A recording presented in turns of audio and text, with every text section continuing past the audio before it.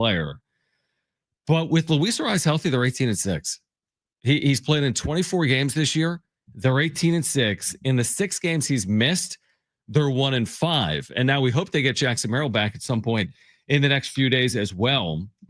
But I don't think that you can't summarize the whole season like that. Baseball doesn't work like that. Obviously, you can't be like, man, Tyler Wade, maybe when he plays, they're 5-0. Who the hell knows? That doesn't mean Tyler Wade's the difference for their team. But that to me is encouraging, Jim, because it just tells me that when they're healthier, they're better and they're getting healthier. And they've been really good at full strength this year. And hopefully they're approaching full strength at some point during this road trip. The thing with this club this year, it's going to be a tale of can they stay healthy? And when they're healthy, they're really good. When they're not healthy, it's going to be an uphill battle. But even when they were dealing with those injuries, and it was an awful 11-game stretch, if you look at it from like a 30,000-foot view, they were 500. They were 9-9 in that stretch without Jackson Merrill for the whole time there, without Jake Cronenworth, and then missing Luis Arraez for those 5 games. They ended up being 9-9. Now, with their fantastic start to the season, you can deal with that. You can overcome those things.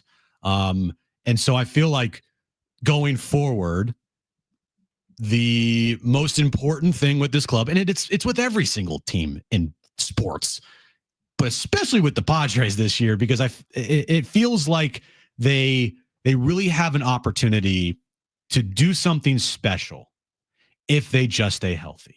Like when they are fully healthy, it looks like they are a team that could do some damage, do something special, and a team that has shown early on that they can be one of the best teams in baseball. Yeah, I truly believe to that point. I'm glad you said that. Like, yeah, I know it's only the 1st of May, but they've played 30 games. It's a decent enough sample size, and there's still 130 plus games in front of them.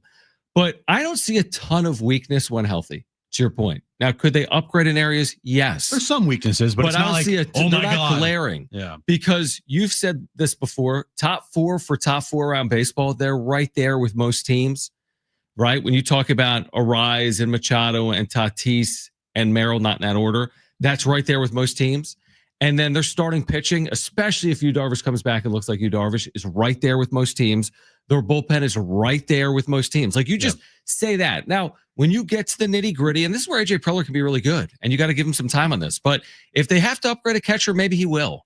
If they have to upgrade in left field, maybe he will. I don't think he's going to do it tomorrow. I think they'll be okay between now and not necessarily the end of July, but I think they're okay in the short term if they just get healthy. And I don't know if they're the best team, to your point, but I think when healthy, it's not glaring the weaknesses that they're facing moving forward. There are weaknesses, but they're not glaring to me. And I think they can win at a good clip when healthy. When healthy, for sure. You know what? I view as a positive out of all these injuries is, and you're going to be surprised by hearing this, it's the play of Tyler Wade. Now, I don't want to said it yesterday with AC. I don't want to devote an entire segment to him. Do it. But, when you have these injuries, and inevitably every year there will be some, guys are going to have to step up. And that's when you find out who is able to do that and who is not able to do that. Mm-hmm. Yuli Gurriel, not able to do that. Not able to do it. DFA'd, cut, you're out of here. All right. Brandon Lockridge, he got injured, is whatever. Okay. Mason McCoy's just here for whatever. But what Tyler Wade has done in the time that Jackson Merrill's been out and Tyler Wade has returned to this team, we talked about with Kevin yesterday. He's done exactly what they have needed and asked him to do. Mm-hmm. And so with that, once you get Jackson Merrill back, you feel confident with Tyler Wade on your bench now with how he's performed. He's going to stay ready. He has stayed ready. And when his number's gotten called, he's done everything that's asked of him, and he's not tried to be something that he's not. And you actually don't feel like he's just this black hole in this lineup like you did last year with him, because now he's putting together really good at-bats. He's playing good defense in center field, and we know he can play multiple positions on this team. So with all the injuries that they've had, Tyler Wade has definitely stepped up. He's been a bright spot early this season. And once you get Jackson Merrill back, hey, look, you have a piece on your bench that you feel confident with, and he has shown you early on this season that you can call his number and he can, get the job done. I think he's got a very good chance to stick and be here for most of the year. I think Kevin made a point yesterday that I probably wish I would have made over the last week when they were struggling, which is it's not just Arraez and Merrill not being in the lineup and what they mean for the lineup. It's what they mean for the psyche of a team when you put them back on an active roster. Because he made the point yesterday, it's like they got a shot in the arm when Arraez was activated. Right. Because, hey, guys, I'm back. Remember that sound we played the other day? It's just a constant. As good of a major league hitter for average as there's been in the sport this decade, back with them. It's just that boost that they needed, and they've played well as a team. Again, it's not solely because of Arraez, but there's something in sports where you get a key piece back and you play better as a result of that. I feel like the same thing is going to happen with Jackson Merrill. Merrill, whatever the cliche is, gamer, winner, hungry, you put him back on the active roster and you're pointing this team again in the same direction. And I feel like that happened with Arraez. I hope it happens with Merrill. I just feel like Jackson Merrill means so much, whether he hits 3 home runs in 10 games or not. I just feel like he's such a big loss. And who cares if he's not as good as Manny Machado? He's probably not, or he's not as good as Fernando Tatis Jr. He probably won't finish top 2 in MVP voting this year. I just think it means a lot for the team to get these critical pieces back. And we'll see what they do this weekend against the Pirates. Yep. I said 2 weeks ago, or maybe it was a week ago, I forget. Mm-hmm. The name of the game right now is weathering the storm. They kind of have stabilize things here with their 2-game sweep against the Giants. They have a good series against the Pirates here. Win that series, then they will officially, in my opinion, weathered the storm. It started out very rocky. Like the start of the trip of weathering the storm, man, thought that plane was going to crash and it was going to be bad. But they ended up playing some fantastic baseball the last 2 days. Get into this series healthier, playing better. You're not going to face Paul Skeens, even though, Darnay Tripp wishes that Padres face Paul Skeens all 3 straight days. And lost all 3 because it's so cool to see Skeens. So cool to see Paul Skeens pitch. So take advantage of that. Pirates are awful. They're terrible. Go win a series in Pittsburgh, get Jackson Merrill back on Monday, and the storm will officially have been weathered. It's funny you say that because it depends on where you want to use your start point for weathering. Because you're right. If your start point is Arraez, they were like 1-5 over the 6 games, or even if you go back a couple of games, 3-8. But if my start point is Merrill going out, then they absolutely have weathered. They're 11-9 now. Yeah, I know. So they have weathered. If you want to take it more like granular to Arraez, you're right. Since Arraez went out and I was back, I think they're 3-5 in those 8 games. So they haven't played great.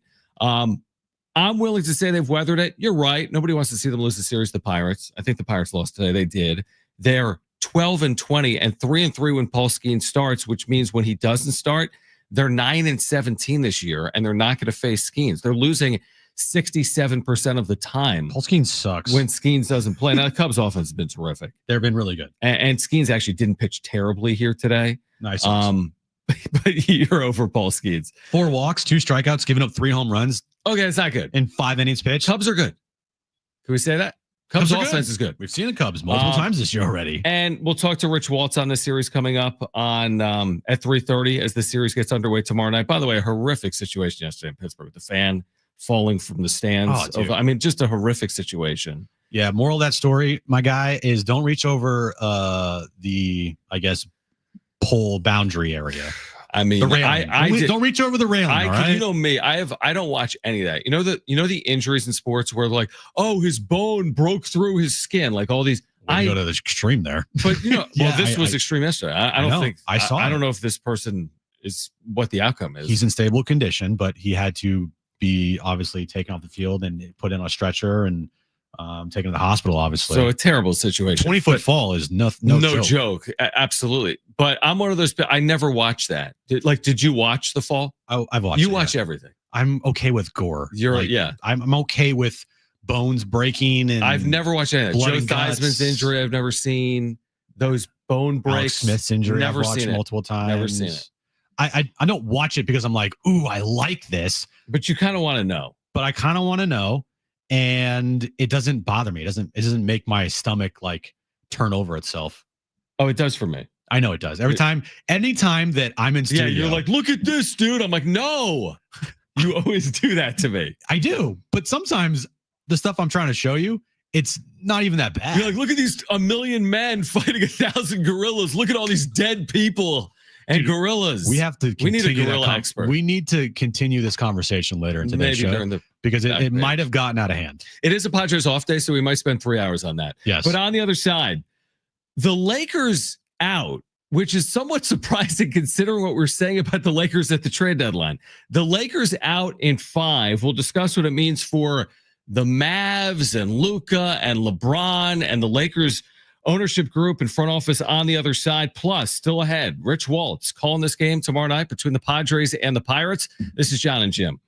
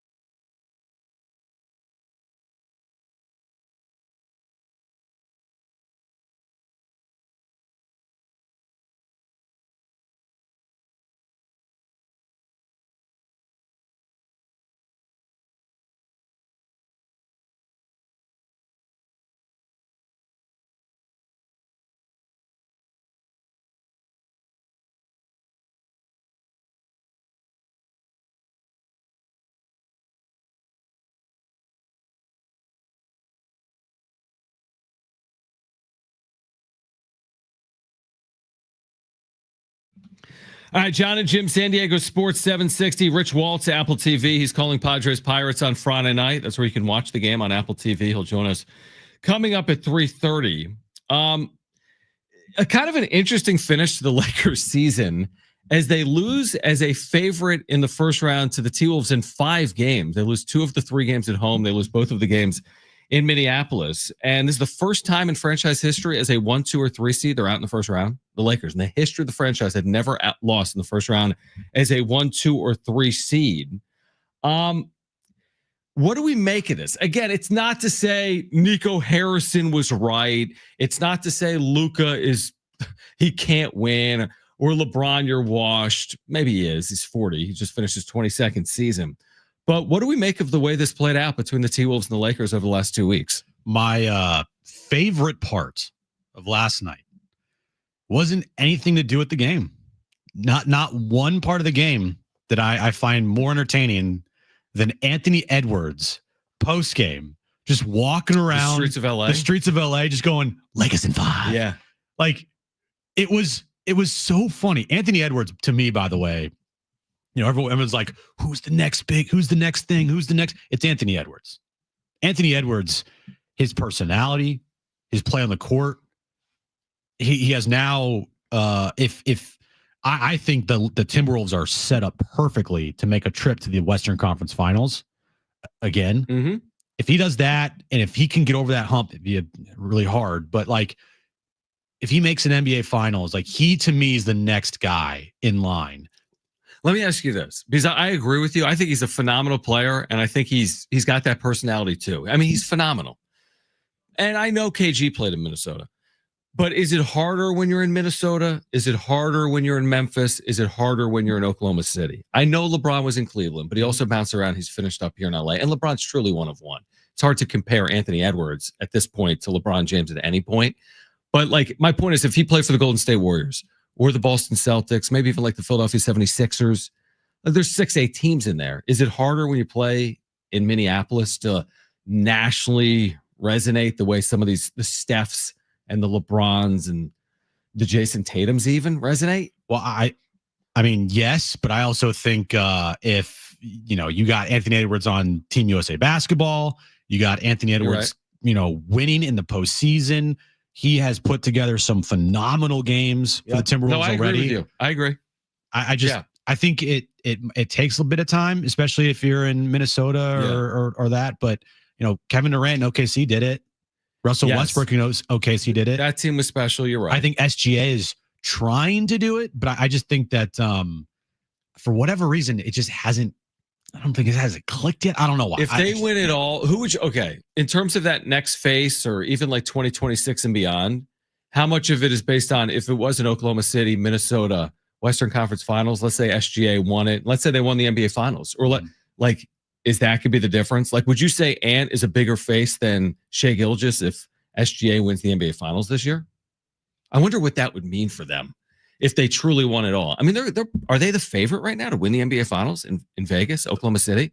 Them and the Cavs. Them and the Cavs. So, yeah. I mean, it's possible. It is possible. But anyway, back to this series. You could see around game 2, even game 1, like late game 1, you're like, this is going to be a problem for the Lakers. And then once you get to game 4, that's when it all just fell apart. Running out of gas. Not only running out of gas, JJ Redick showing his inexperience by not making any substitutions in the second half at all. Right. And then really yesterday pregame, when he stormed out of the press room beforehand because of a question, that game was over. Like the series was over. It was done. They were not winning that game. You saw that the pressure got to JJ Redick, and it happens. Like, it's his first time doing this. Like, of course the pressure's going to get to him because he's never been in this situation before, and it absolutely showed. He's playing Max Christie the other night, who hasn't played in like 3 months. What are we doing? Luka was dead tired. LeBron was dead tired, and it showed. LeBron had 5 points in the fourth quarter of the last 2 games. Luka's not playing any defense. He's just complaining the entire time to the referees. Can we talk about that for a second? It's not to pile on Luka. Luka's a great player. And maybe Luka will win multiple rings. He's probably favored to do that in his career. He's still only 25. But that moment that played out, and you know what I'm talking about, with 3 minutes to play, when he basically allowed a T-Wolf to blow right by him and score. And then at the other end, he missed a layup and complained to the official. And then in transition, Minnesota scored. So on 3 possessions, it was an easy 2 because of a blow by of Luka. He missed a layup, complained about a foul. And as a result, it's a 5-on-4 the other way. And the T-Wolves score. I mean, how can you not go down with that narrative when we're watching that play out? Last year in the NBA Finals, everyone talks about his lack of defense. And then this year in this series, when it really counted, a 2-point game, he plays no defense there late. Again, I'm not saying it's going to define his entire career, but he does have to grow up in terms of both ends of the floor. And he's got a lot to prove to people because now that you're a Laker, you're going to have to win at the highest level. That's going to be a part of the story for Luka. Not to say it's not a great trade for the Lakers. I'm sure it is. But this was not a good start to that relationship the way it ended this year. It's a great trade for popularity. It's a great trade for jersey sales. It's a great trade for brand. It's a great trade because he is a superstar player and he transcends, like, he's a one-name type of player. When you say Luka for basketball terms, again, basketball terms, right? Yeah. There's a bunch of other Lukas that play soccer. But if you said Luka, NBA, you know who you're talking about. He's a brilliant scorer, Jim. It's just some of the other parts of his game, the complaining in the defense, like that's part of it. Was Nico Harrison a little vindicated this series or not? See, that was my question always to you heading in, like, do the Lakers need to win? Now, I thought Alan Sliwa made a good point with us, which was let them have some time to build around Luka. They made a midseason trade. They couldn't address all of their issues just with one player. They obviously need help in the middle, Jim. Gobert yesterday had like the game of the history of the NBA. I mean, 27 points and 24 rebounds on the road against the Lakers is truly unbelievable and incredible. He was so good last night that Shaquille O'Neal, hey, I'm Shaq, they're done. He was saying how great Rudy Gobert was, and Shaq hates Rudy Gobert. He like physically on the broadcast at halftime was like doing the like Rudy is amazing. Like he couldn't say it with a straight face, but he had to say it because the fact was Rudy Gobert played like Wilt Chamberlain last night. 27 and 24 in a road clincher goes down as an epic performance. Dude, it was probably the best game of his career. Probably. Like it's as far as like the moment goes and the circumstances go, that was Rudy Gobert's best game. But anyway, I think this series, you could see it. There was a tipping point where you just were like, okay, Lakers don't have it, especially because JJ Redick's not playing anybody. He's just playing the same guys over and over again. And it's funny how guys like Austin Reeves doesn't have a good series. And a big part of that is because, shocker, the refs weren't gifting him fouls because he is a all-time grifter to get to the free throw line. I think he had like 2 free throws in the entire series. Okay. And he was awful. He's predicated on drawing fouls, getting to the line, and that's how he gets going. And because of that, because he didn't do that and he wasn't gifted some ticky-tack fouls to get to the free throw line, he had an awful series. And we'll talk more about this later. There was so much talk about Luka and JJ Redick. You haven't heard the typical LeBron talk that you would hear. Oh, you're going to hear it next, with the playoff exit.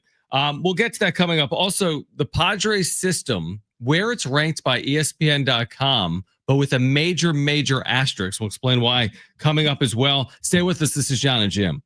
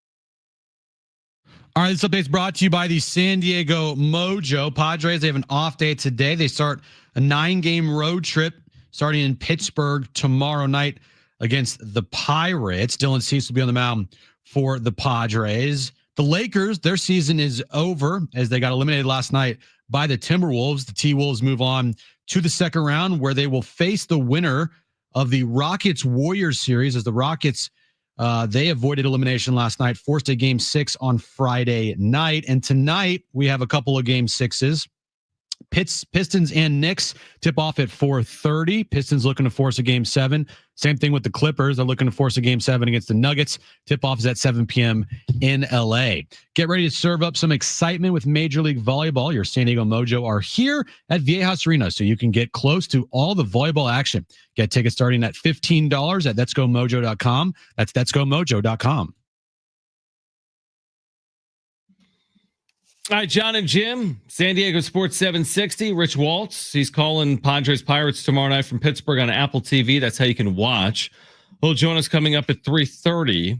I want to tell you what Kylie McDaniel wrote about the Padres system in a moment, but I want you could address LeBron's postseason struggles here in year number 22. Wraps up year number 22, losing in 5 games in the first round. LeBron last won during the COVID year. And it's kind of been downhill ever since. And by kind of, you can eliminate the words kind of. You know, people like Nick Wright, who are the flag bearers for LeBron is the greatest player of all time take, right? Nick Wright, to me, is like the front of that line, I feel like. Not Sean Lewis. Not As Sean Texas Lewis. Head coach, we'll get into that later. Yes, we will. But Nick Wright, he does a great job using big words to make it seem like his arguments are always the right arguments. What kind of words? Big Just large words? Like large, big words. All like right. words that would seem to make him, you know, if you're watching, it's like, he's he right. Said precipitous. Yeah, like, oh man, that sounds like a good word there. He must be really good. He's LeBron. really smart. Yeah. Okay. LeBron's great. LeBron's awesome. LeBron's awesome. Yeah. And then he uses statistics that only favor LeBron. Okay. So the other day, I gave you the stat of it took 13 years for Michael Jordan to win 6 rings. Accomplish everything that he accomplished. LeBron is in year 22, and he still has yet to surpass Michael Jordan in a lot of different categories that made Michael Jordan the GOAT. Now, I don't want to get into the GOAT talk because it's stupid. Like it's just, it turns into arguments and it's just whatever. But it is interesting how when I tell you these, things that LeBron has done in his Laker career, how this is just going to be glossed over by the LeBron's the GOAT people. Okay. So LeBron in the Eastern Conference was he was the best. He seemingly, when he was with the Cavs, his second stint, it was always finals. He made, I think, 9 straight NBA finals. That is a record. I don't know if that's ever going to be passed. Mm-hmm. That's great. Now, he didn't win 9 straight finals. Yeah. He was, I believe, 4-5 in those finals. Does that include the Lakers 2020, or were they 3-6 in those finals? Then he won his 4th in 2020 with the Lakers. No, actually, he was 3-6 in those finals. You're absolutely he was 3-6 in those finals because he couldn't beat Steph. And the argument, he had KD. Okay, well, he lost the first time to Steph too. The Spurs beat him twice. Or no, Spurs beat him once, and the Mavericks beat him once in the first year he was in Miami. So he was 3-6 in those finals. Then he goes to LA, the Western Conference. All right. He's dominated the East. Mm-hmm. Comes to the Western Conference in LA. This is what LeBron has done in LA since 2019. Missed the postseason. COVID title. Right. That's a hard part of it because, I got it. It's title, but he gets it. But they also had 3 months off. Yep. No, it's definitely different. Yep. It's 100% in its own little category. I agree. First round exit, missed playoffs, swept in Western Conference Finals, first round exit. In his career with the Lakers in the postseason, he's 12-19. In his last 14 playoff games, he's 2-12. It can't be 12. Is he really 12-19? It was the COVID title less rounds. How could he only have 12 wins? He's got a title. The title's 15 wins, isn't it? Or more, 16 now. Well, I don't know. That's the number. Is it? Maybe it's more. Maybe in his last 31? Probably his last. Maybe his last 31. That's the number I saw. Yeah. But anyway, in his last 14, he's 2-12. He's 2-12. He got obviously one win this round. He I believe got one win in 2024, and then they got swept by the Nuggets. That's the math, in 2023. But can I make this point? And you're right. Obviously, like the time in LA, there's 2020, and it does count. Although we like same way with the Dodgers, like it's not as real as you want to believe that it is. But I'll make this point. When he got to Los Angeles, even 6 years ago, that was season 17. Like, this is the end of his career. And by the way, he came to LA for more reasons than just winning. Yeah, they won in 2020, but he got to LA for the brand and the profile and right. Like he had already won when he got to LA. So I just don't know if like winning has been the end all be all for LeBron over the last 6 years. Don't you feel that way? Like it's been a part of it. And I think he wants the organization to, I mean, the Luka thing has been about winning, but again, they're out in the first round. It's just, I don't know. It's like he already did all of his damage in the Eastern Conference, to your point. I don't even know what the Laker part of his legacy is going to mean for his overall legacy. It's LeBron James. Even without the Lakers time, he's going to go down as one of the greatest. And you're right. In terms of the greatest ever, you can argue that for forever. So, I mean, what does this basically say? Like, what does this say to you that he hasn't really wanted a ridiculous clip as a member of the Lakers? It tells me that he's not the GOAT. Well, I find it funny, and I see these people in the chat. Michael says, Jim, what are you talking about, man? LeBron's getting older, but he's still balling above his age. You're absolutely right. Absolutely. He is. Of course he is. Yeah, but this part, you just stop. NBA's gotten much tougher since the Jordan era. Okay. I don't know if I would say that. I actually think the super team era has allowed players to kind of orchestrate their ability to get to deep postseason runs. Comparing eras it's hard to do. Not only is it hard to do, it's not an argument that you can have because there's nothing to back up any of your claims as far as like era versus era go. Well, let me ask you this. It'll never play out. Let me ask you this. Did LeBron increase his chances of winning an NBA title by pairing up with Wade and Bosh in Miami? Yeah. Now, Michael had Scottie Pippen and good players around him a lot, but it was never orchestrated.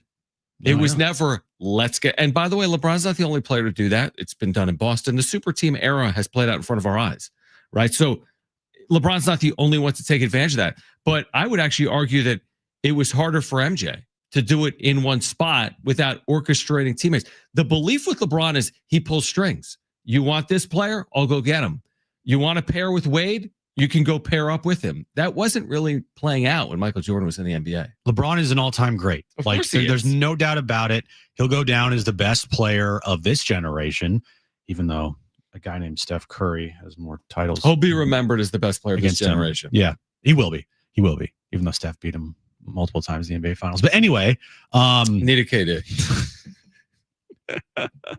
Anyway, the thing with LeBron is if you were to say, sum up his time in LA, how would you sum it up? That's like in a word, I would say, me personally, and I've watched all 6 of the seasons here in Southern California, right? I would say, and I do think this is fair, underwhelming. I would agree.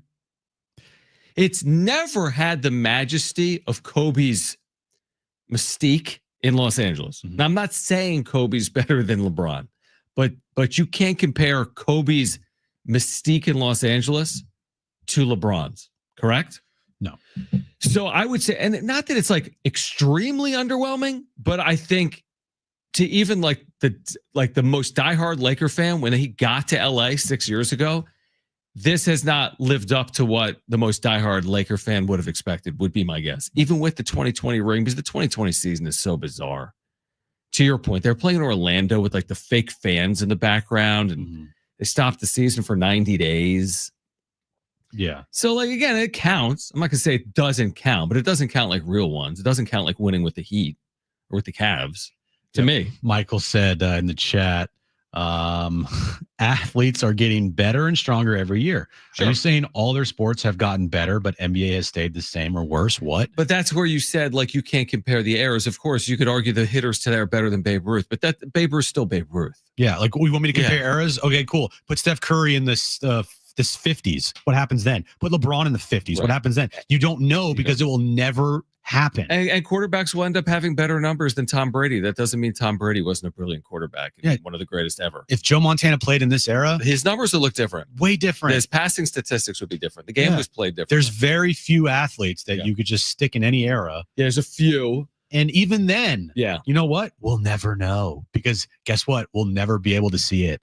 It's all talk. Yeah, like would Will Chamberlain have the same numbers today with 7'6" players all littered throughout the league? I don't know. And anybody that's definitively saying yes or no, they don't know either. Yeah, I agree. So it's all about just comparing what you have seen and then making your own, a take on it. But okay, let me ask you this. How does it ultimately end for LeBron? Is it the 25-26 season, Jim? Does he have more than one more season? This will be his 23rd. Well, he's already in his mind, he's already done it all in his opinion, because what he was waiting for it to do was to play with his son.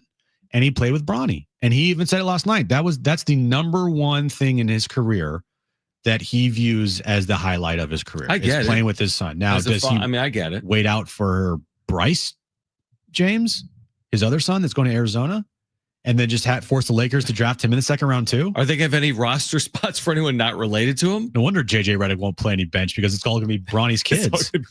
LeBron's kids.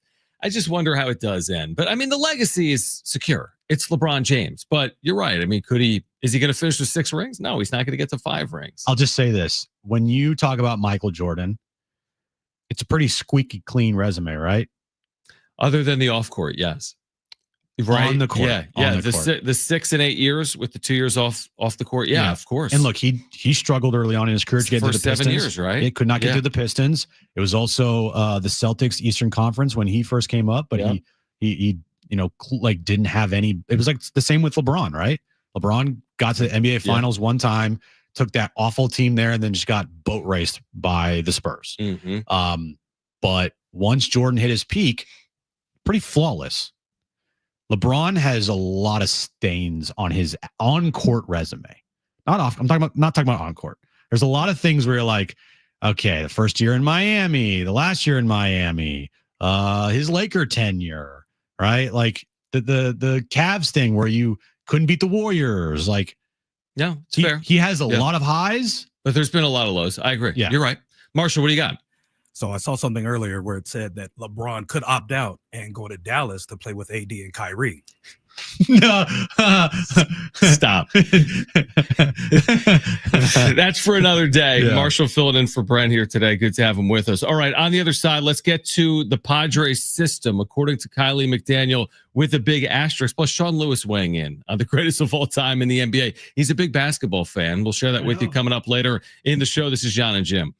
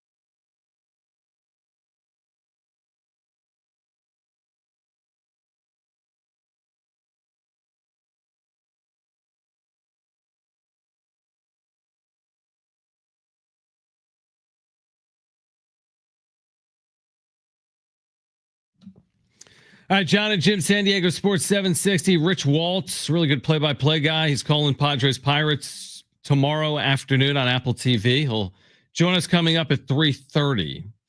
Kylie McDaniel, I am efforting to get him on the show. You like that term, efforting? And by efforting, I emailed ESPN and they're like, I'll check. Anyway, he updated his prospect rankings today for ESPN.com. He started the year saying the Padres system was the 26th best in baseball, which I'm fine with because I'm more concerned about them being top 2 in Major League Baseball than top 2 in minor league baseball. They can have the 30th ranked minor league system in baseball. If they win 100 games, exactly. I don't care. Exactly. So that's fine. And I get it. They've traded away prospects. But what he had to say about Leo DeVries is honestly incredible. Okay, so DeVries I like this tease. 1,000 OPS so far this year. Had the cycle game. 19 RBIs in 19 minor league games is a massive number. He's been a stud. Okay, so this is what he wrote about DeVries. DeVries is the same age as the top high school players in this year's Major League draft. Okay, he's 18. He not only would be the number 1 overall pick by a mile, but he'd be one of the best number 1 picks in recent memory. So he'd be the number 1 pick in today's draft, this summer's draft, by a mile, and one of the best in recent memory. That's the Padres' top prospect. Now, the system as a whole has been weakened by some of these trades, and we don't know about Ethan Salas, and nothing's a guarantee until it's a guarantee, including Leo DeVries. But for Kylie McDaniel, who makes his living doing this, to say that about Leo DeVries should be damn promising. I mean, this kid, as an 18-year-old, you don't have higher ceilings in the minors, according to Kylie McDaniel, than Leo DeVries. We don't know if he's going to pop. We don't know if he's going to be good at the big league level, like you said. But remember the conversation we had? I forget when it was. Might have been this past January, off-season conversation. If you had to pick between Salas and DeVries, pick one that's going to pop at the big league level. I think we both picked DeVries. Yeah, I think we did.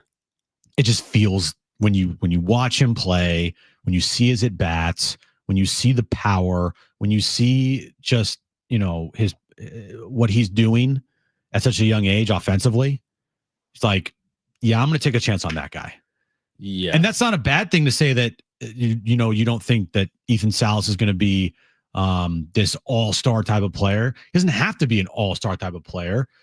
He could be a very serviceable catcher in the big leagues for 10 to 15 years. That would be great for him. But what we also did say is of Salas and DeVries, you kind of need one of those two to pop. And either or, like one of them's got to pop. If it's DeVries, that's great. If it's Salas, that's great. But one of them, you kind of feel like one of them's got to pop.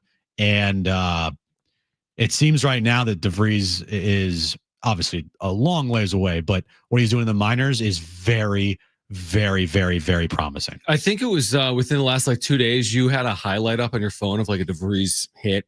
I'm pretty sure it was a home run, home run. Yeah.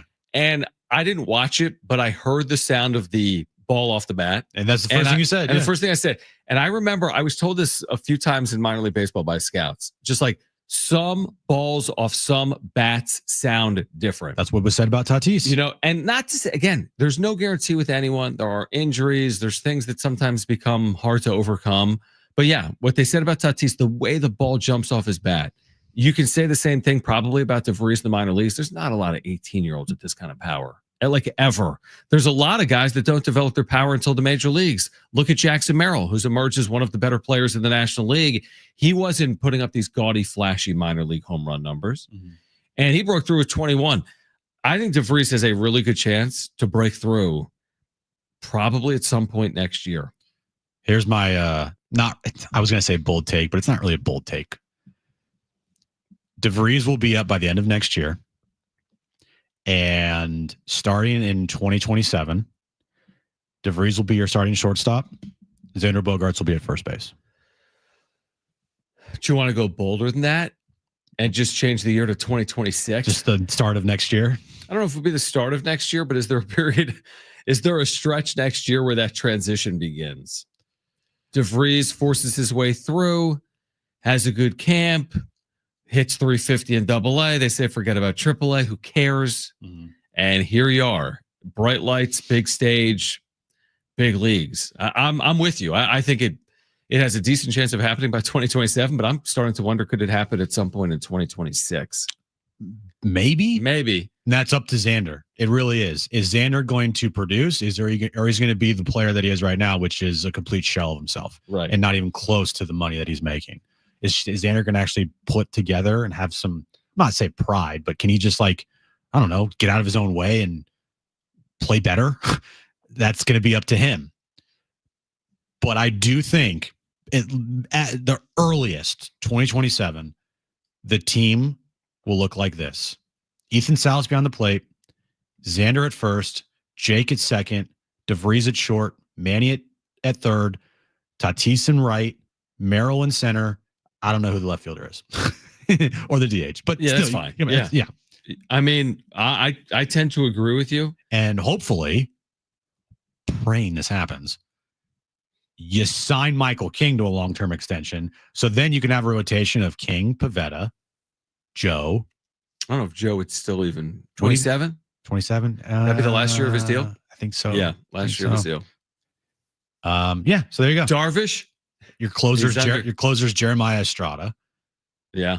Darvish will be, I think, retired. I don't think he's lasting another 2 years. Right. That's pretty good. It's really good. That's pretty good. And you got a couple guys on the team that if they can be everyday players like Ethan Salas and Leo DeVries making absolutely no money. You've already locked up Jackson Merrill. You don't have to worry about that.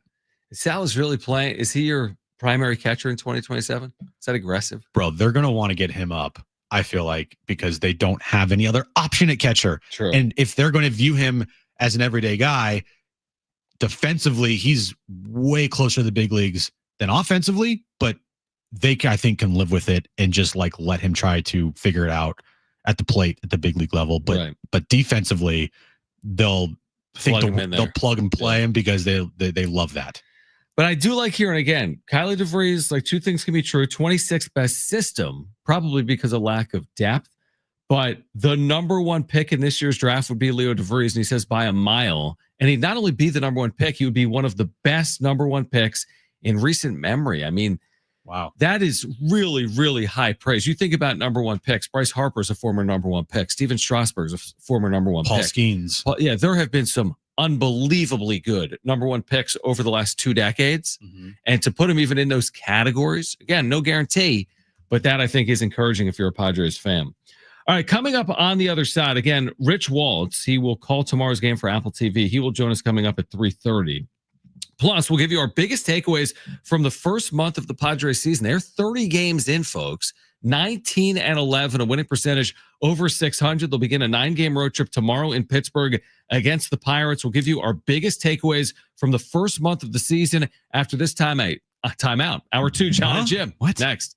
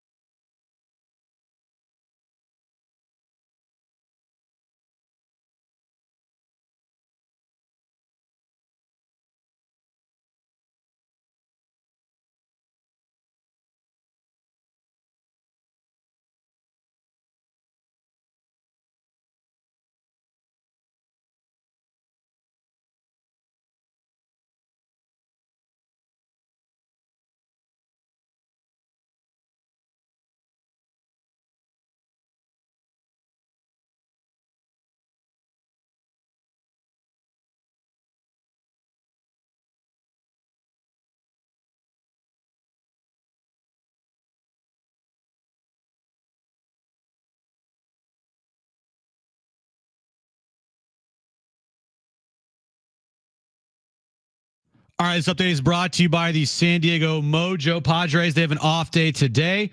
They'll start a 9-game roadie in Pittsburgh starting tomorrow night. Dylan Cease will be on the mound for the Padres. NBA playoff action happening later tonight. Pistons and Knicks tip off at 4:30.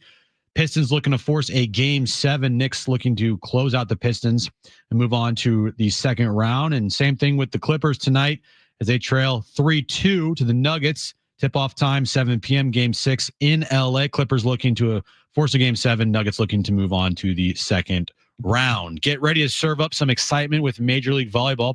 Your San Diego Mojo are here at Viejas Arena, so you can get close to all the volleyball action. Get tickets starting at $15 at letsgomojo.com. That's letsgomojo.com.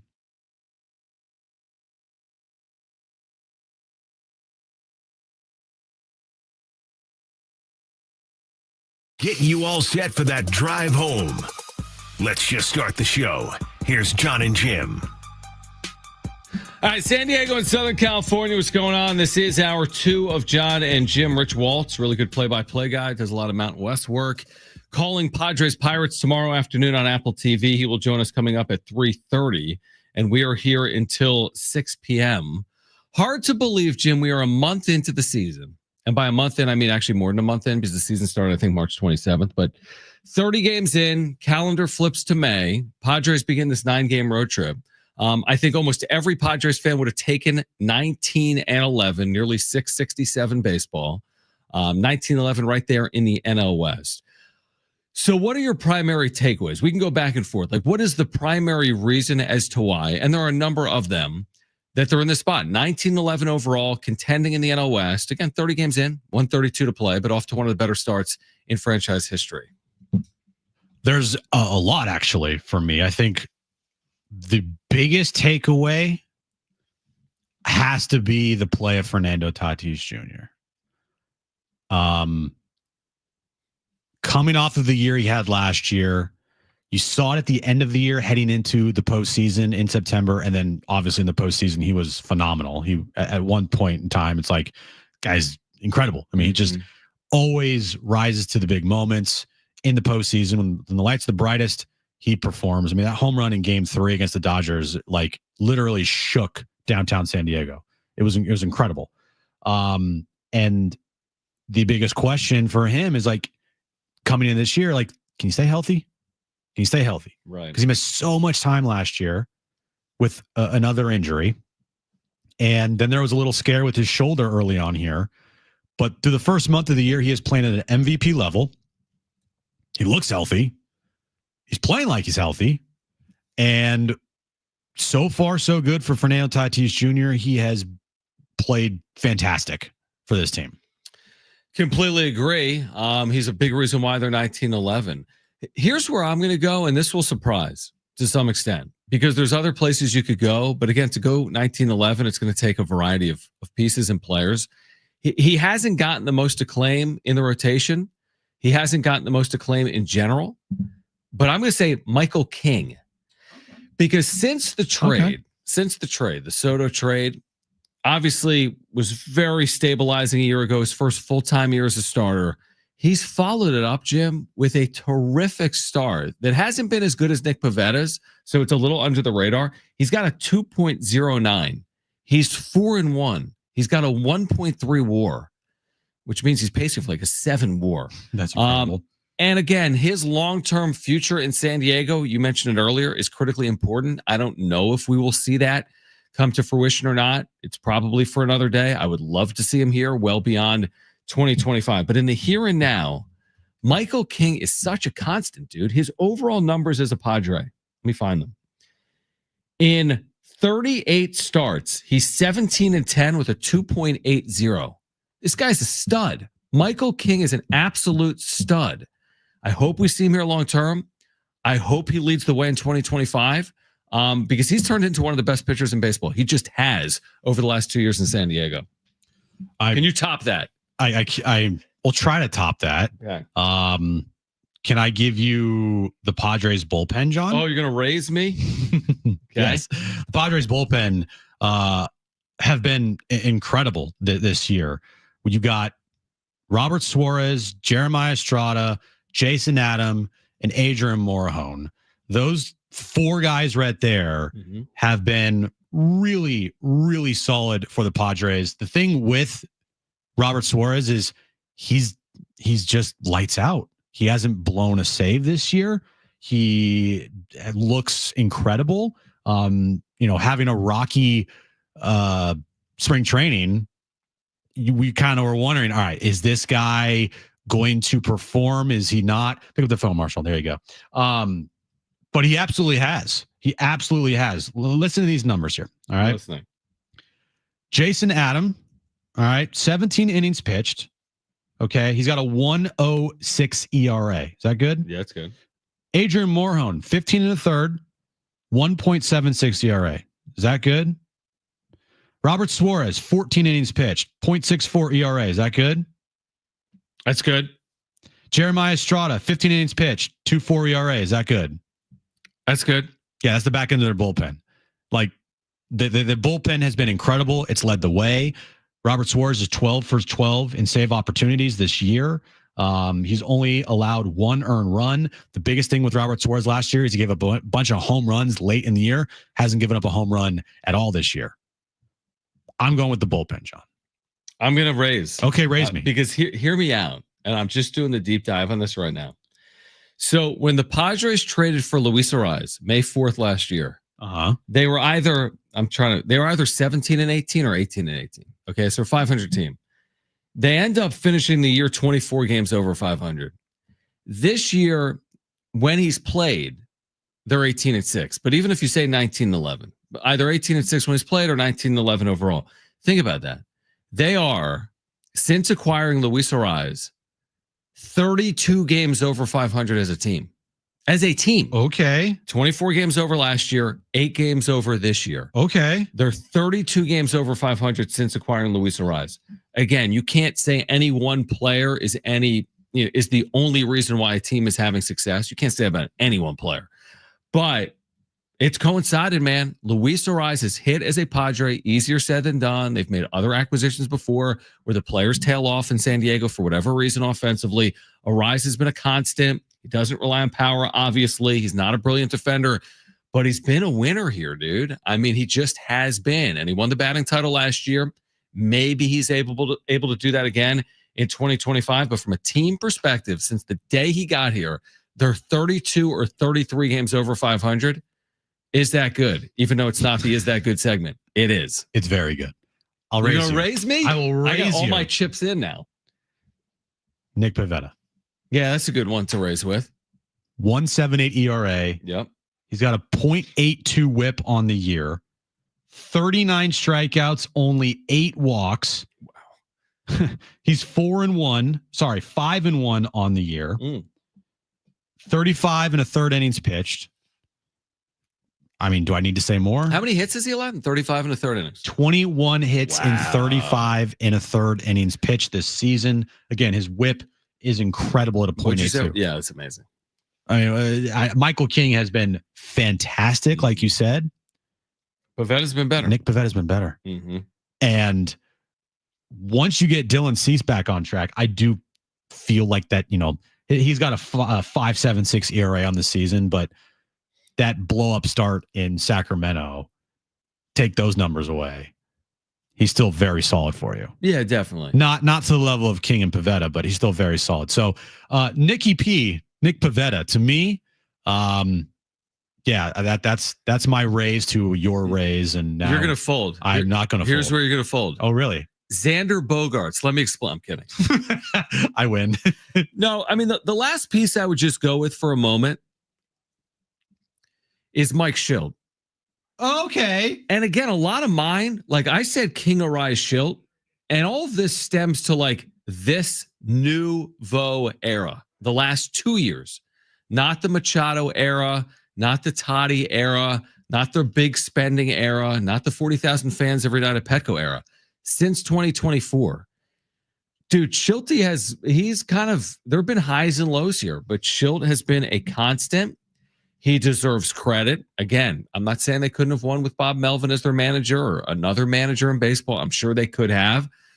But for whatever reason, coinciding with King, coinciding with Arraez, coinciding with Shildt.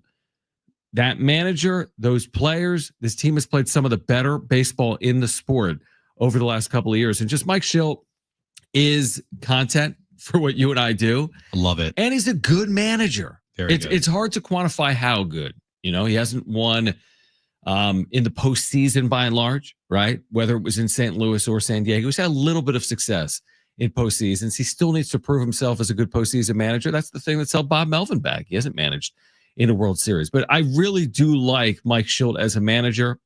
I don't know where he would rank Jim because there's a subjectivity to it. But Shildt gets credit, right, for the way they've gotten off to the start, especially when you consider the injuries. They've had a lot of injuries, and they've basically overcome them to this point. Ready for this? Oh, no, you're not going to raise Mike Shildt, are you? I'm not raising Mike Shildt. Winners find solutions, John. Exactly. He coined that. I know he did. Right? Winners find solutions. Yeah. Grit squad, John. Right. Grit squad up. He says that 2 seconds into the press conference.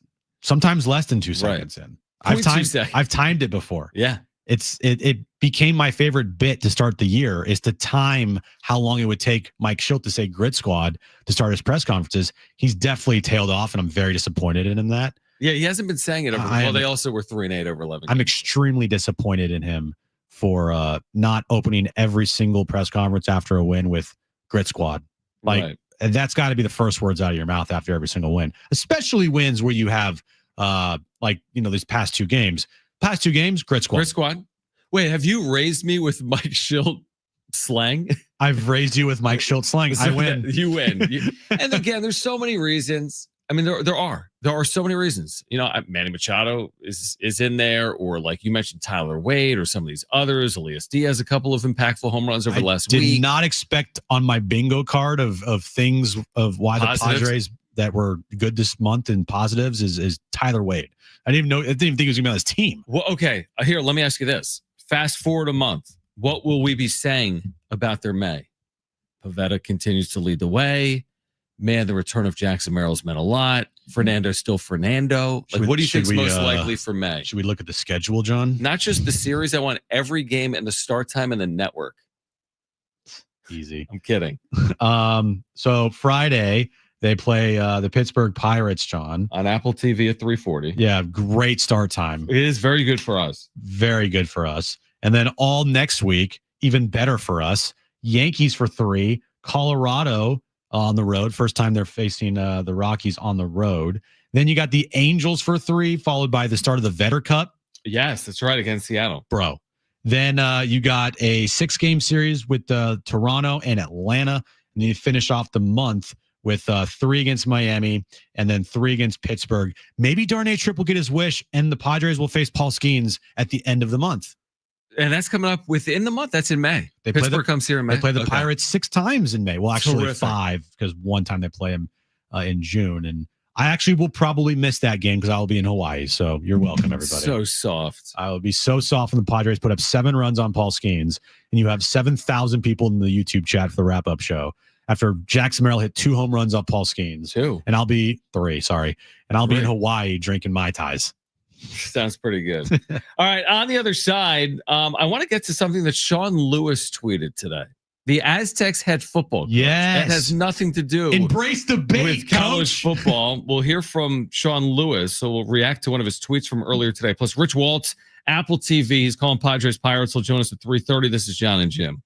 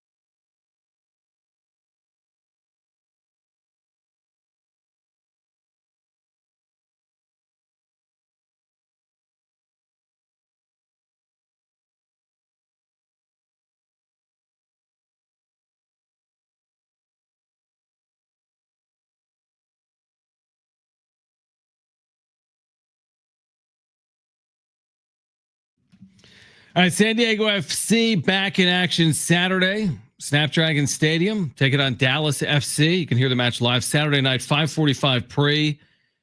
It'll get underway at 6:15 on San Diego Sports 760. Your home for SDFC. Rich Waltz, Apple TV Plus, Friday Night Baseball calling Padres Pirates tomorrow night.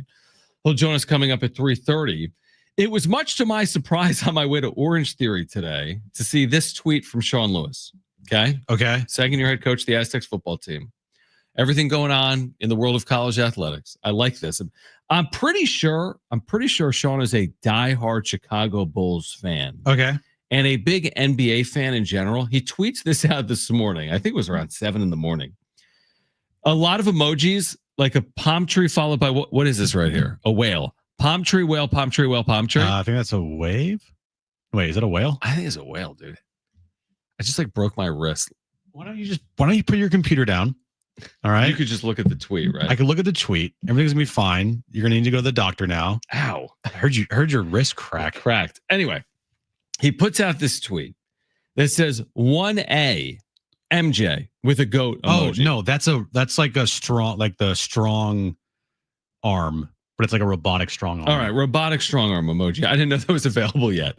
But then he says 1A MJ with a goat emoji. All right. So he's chiming in here on the NBA. Okay. Of the last, like, let's say 4 decades. Then he says 1B Kobe with like a mamba snake emoji. Okay. Then there's a space to another line. So it's like 1A and 1B, and then a return button, then another return.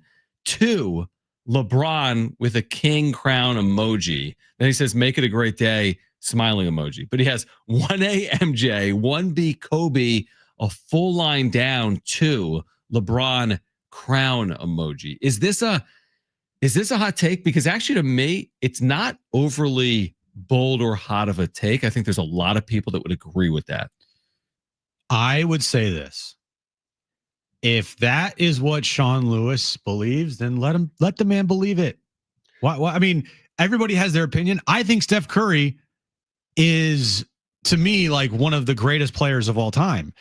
A lot of people don't believe that. I do. Now, again, am I biased with my take because he's on my favorite basketball team and he's my favorite basketball player of all time? Like, yeah.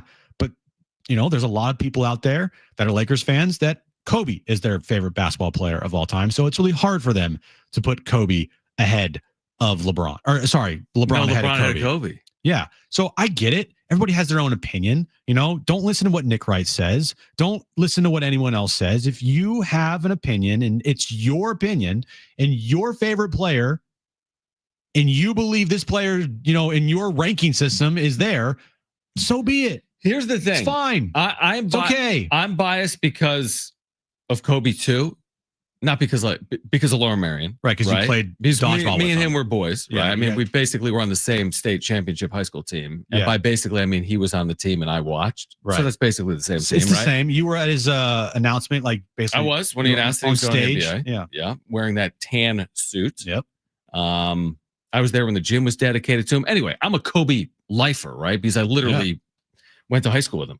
So because of that bias, I'm willing to put Kobe there too. Here's my thing with Kobe and why I think it's a factor. You're right. LeBron's going to have the better stats, the more seasons, more points, more finals appearances, yada, yada, yada. Kobe has 5 rings in 7 trips. Lost to the Pistons in what, 04? When else did he lose? 5 and 7. He lost 5 and 2. He lost to the Celtics in 08. Okay. Yeah. 5 and 2 is a good winning percentage and is a ton of hardware, right? 5 and 2. So, and in a sport like the NBA, it's so ring heavy. We don't say it in Major League Baseball. You're not going to be like, you know what? Tyler Wade was a better player than Jeter. He's got, like, if he had more rings, bad example. But I mean, it's not so ring dependent in baseball. It is in football in the NBA, but I think rings matter. So MJ's got 6. Kobe's 5 and 2 in finals. LeBron's like 4 and 30 in finals. He's compiled a lot. He's 4 and 6. Whatever. I mean, I think it's at least a fair argument. Yes, you could easily make the argument for LeBron because of all the stats over 22 years. But I don't think it's that controversial to put Kobe ahead of LeBron. I really don't. I think a lot of Laker fans would do the exact same thing. To your initial point. To each their own, man. To each their own, it's fine. Now, Steph's not on his list for Sean. That's okay. I'll forgive Sean for that. Maybe he's like third or fourth. I'll ask you about, would you put Steph over Kobe Bryant? In my opinion,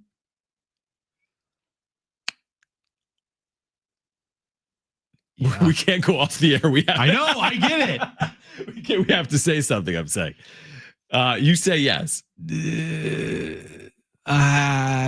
No, because he's got no. I don't know. And again, these things are so stupid. I always loathe when I hear like GOAT talk and like rankings and stuff because it's all subjective and it's all just what that person believes and feels like. There's never going to be a definitive list ever because, like I said, it's all someone's opinion on where these guys are ranked, and we'll never know because we're never going to clip these guys out of their primes and I'll put them in one NBA season to see who wins the title. Right? We're never going to see that. So it's all opinion based. It's all subjective. But for me, Steph Curry, I tend to like the argument of looking at players who change the game of basketball. And Steph, to me, changed the game of basketball more than LeBron and Kobe ever did. Well, the change conversation wasn't the tweet from Sean Lewis today. I know it wasn't. He didn't do the change tweet. He just did the 1A, 2. I mean, like you said, the GOAT conversation is a tough conversation that happens every day on PTI and First Take. It reminds me of the Mount Rushmore conversations. Like, well, again, who's on your Mount Rushmore? I like it when I see it from like a college football coach. It's funny. This isn't so like Stephen A does this every day. Nick Wright does this every day. Sports talk shows, they have to talk every single day. Nick Wright is. I like that Sean weighed in is my point. I know. You know what I mean? Like, who else is weighing in? We are. Well, we're reacting to what he said. Right. Imagine making a career of just glazing LeBron like Nick Wright has. Good for him. By the way, I don't even know what network Nick Wright is on. You don't? I don't know if it's ESPN or Fox. I've never once listened to anything he's ever said other than something you've probably had us play on the air. I don't know what he's on. He's on Fox. To me, he doesn't resonate. I'm sure to a lot of people he does. I think he resonates because Colin has really taken to Nick Wright. Okay. And so it's like, in the wrestling terms, putting someone over. He has put over Nick Wright. Does that mean like elevate? Put him up on pedestal? He's elevated him. What is he have his own show or is he more of a guest? No, he has his own show with Chris Broussard. And I forget the other guy's name is. Radio or TV? So what's the show? First Things First or First Things First. Okay. Whatever it's called. Yeah. I was just curious because I don't watch him. I'm sure a lot of people do. I don't. He's not as relevant to me as some of the Stephen A's and the Colin Cowherds.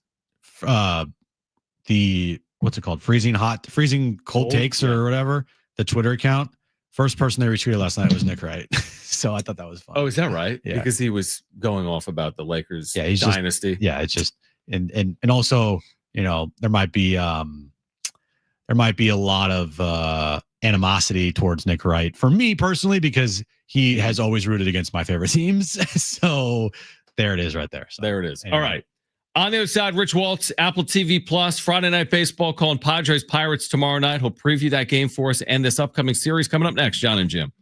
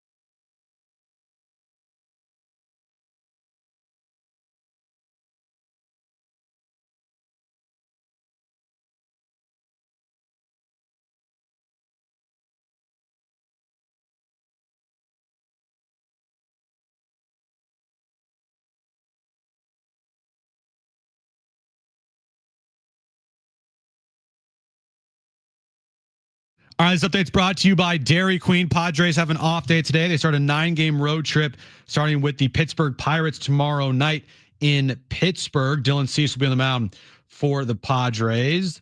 NBA playoff action in about an hour from now. Tip-off in Detroit, Pistons and Knicks.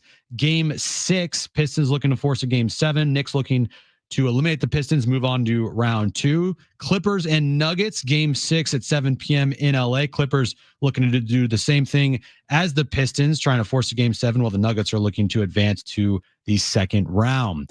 Get big summer flavor in every bite with the new DQ Summer Blizzard Treat menu, featuring new mixing bowl mashups, fan-voted s'mores, and more for a limited time right now at DQ. Happy taste good at participating locations.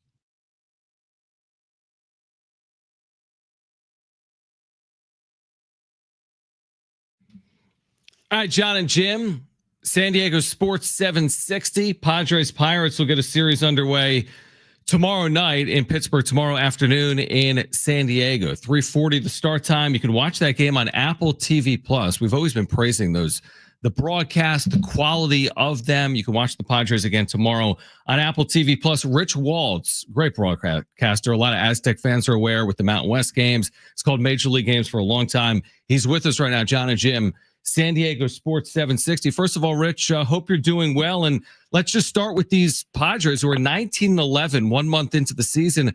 What's impressed you most about the way they've started? And thanks for hopping on. Hey, it's great to be on. And thanks for the compliments. The Apple TV games are a lot of fun to work on as for a broadcaster, too. A lot of cool toys, cameras, tech. The MLB Network folks in the production truck. It's all good. And it's been fun to watch the Padres this week, just prepping for this game. They had a great start and then a stumble and a nice little 2-game sweep of the Giants. Look, the pitching staff is terrific. Pavetta's arrival has been outstanding. The bullpen's lights out. We had in our research, we get a lot of research from MLB Network for these games and really good breakdown on the bullpen and all that. And don't score a lot of runs. I think I just saw that right now after the game today, they're 21st in the major leagues in runs scored. But when your ERA is 2.86 as a team, you don't need to. But I think they'll start to score more runs as it goes on. Bogarts finally got his first home run the other day. And if he can start to swing it, that certainly will help it. Arraez is back, right? Hopefully Jackson, Merrill, and Cronenworth are back soon as well. So look, 19-11, it's a good place to be. Rotation should get healthier. Hopefully, if Darvish gets back soon. Bullpen's great. I think that's all good. And there's no transfer portal in the National League West. Yeah, last time I looked. Yeah, thankfully there is no transfer portal. What makes the Apple TV broadcast stand out among other broadcasts with all the, analytic numbers and everything that goes into what we're going to see, tomorrow night? There's a lot of things that go into it. Apple is very much involved in this. They like to have a look. The graphics are very different. The graphics look a lot like your iPhone would. The cameras that they use are a little bit different, sharper, cool images. That Megalodon type camera that they have that's on the field. We get incredible access on the field with our cameras in terms of interviews, in terms of following guys out on the field, following guys around the bases on home runs and stuff like that. Don and Mud and that show, my buddy Jason Lewis is their terrific producer. The Padres have one of the great vibes in terms of their telecast, right? It's very unique. It's very San Diego. Those two guys have such great chemistry. And so that's a show that I really like. With Apple, it's a really different vibe. The technology is different.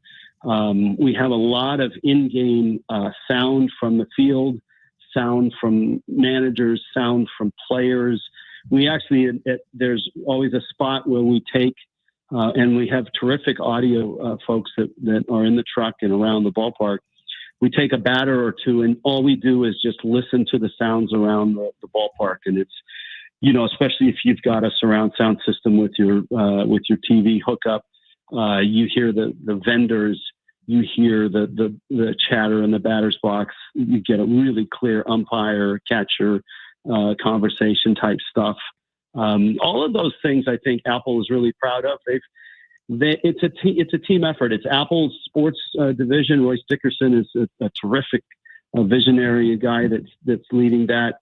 And then you've got MLB Network, who for years has been the gold standard of production in terms of the showcase games, and they've kind of channeled a lot of that into these Apple Friday night shows. So it's a really good combination of those two. Baseball savvy. You can get as much information as you want, and you have some analytics. But as a play-by-play announcer, and I'm with Ryan Spilborgs, who's just such a fun guy to do games with. Trisha Whitaker's our sideline. She's really involved. I like storytelling. I like knowing about Tirso Ornelas. I like knowing about Tatis and his year that he's had. So analytics are big, but I'm more into the storytelling stuff. Tirso's story of 8 seasons in the minor leagues and all those plate appearances, and now getting a shot and all of that. And I'm really interested to talk to Mike Shildt too in his second year. We get long meetings with managers before each game. He's a guy that I always liked in St. Louis. I thought he got a really raw deal there, and I thought the Padres were smart to bring him on and smart to give him the job when Bob left for San Francisco. And I really feel, and you guys would know this better than me because you're around the club, but just looking at these guys, talking to people I know in that organization, it feels like the clubhouse chemistry is so much better than it was in 2023. Am I right, or am I just dreaming that? No, up? I think that's basically what the belief is. That Mike Shildt points people and teams in the same direction. He really gets credit for that here. I mean, you look at his overall managerial mark between St. Louis and San Diego is incredible. I mean, the guy's done everything but really win at the highest level in the postseason. But what he's done in the regular season has been absolutely incredible. We're with Rich Waltz, Apple TV Plus. By the way, they do a terrific job with Major League Soccer as well, because we've been watching San Diego FC on Apple TV. Again, we'll have the call tomorrow, Friday Night Baseball, Padres and Pirates. Speaking of the Pirates, what is it like? Like, what are they selling? Obviously, they've got this NL Rookie of the Year in Paul Skeens. Haven't been in the postseason in forever, and those were wild card series. Seemingly from the outside, you would think that Paul Skeens eventually will end up somewhere else, because that's just how it works in some of these smaller markets that aren't San Diego. What's the belief in the organization in terms of how they get this thing right moving forward? It's a great question, and I don't know that they know the answer to that. I think they're trying to. Look, when you're down, and the Padres have had spells like this, every team seemingly has gone through this. A lot of times you look around the landscape of baseball and say, okay, how are teams getting it done? I remember when the Astros were so bad, and then through, they really were the first to embrace the driveline pitching analytics, Brent Strawn, their pitching coach, and suddenly they built that juggernaut. They drafted well. They signed and developed well. A lot of people were like, we want to be like the Astros. Lower market teams oftentimes say, we want to be the Rays. We want to have such great analytics and be able to find those hidden gems.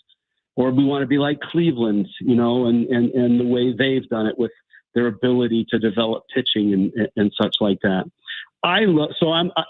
This week I'm diving into the Pirates, and they have a decent farm system. And they have some more arms on the way. They don't have bats. They really have trouble scoring runs. I was at the game last night, and I was at the game today and watched Skeens throw. He gave up 3 homers, and they just can't score right now. So if I'm the Pirates, I would look at a team like the Tigers, right, who weren't great, had a tough time, getting their nose above water and staying there, similar markets and revenues and stuff like that. And they hired a really sharp general manager from San Francisco. And in about 3 years' time, their farm system is stocked with prospects. They've got a fun major league team. They were in the postseason last year. That, to me, would be a team that I would look at if I were them and say, that's that's who I want to be. That's what I got to do. So it's tough. I mean, it's got to start with ownership. The Padres, the beneficiaries of an ownership group that really had put money into it and really wanted to win and all of that. And I think that's helped certainly down there. And I think that's, probably what's lacking in Pittsburgh is, hey, can we get a plan that works, and can we put funds into it? And it's not just, I talked to we had Cleveland last week. It's not just, let's go sign big free agents. Let's lock everybody up. Let's have a big payroll. I mean, the Rays, the Guardians almost got me there. Their secret sauce is they pay their minor league instructors well. They pay their scouts well. They draft, they develop, and that's their lifeblood. And I think that's where Pittsburgh has to get to, in my, humble opinion. You mentioned Fernando Tatis Jr. You're excited to, watch him tomorrow and the story of how he has played this year. I'm curious to get your opinion on where would you put Tatis over the entire landscape of baseball when he's fully healthy? Like, would you put him top 3, top 5? Like, where in your opinion, when Tatis is playing like this, you would have him ranked in all of baseball?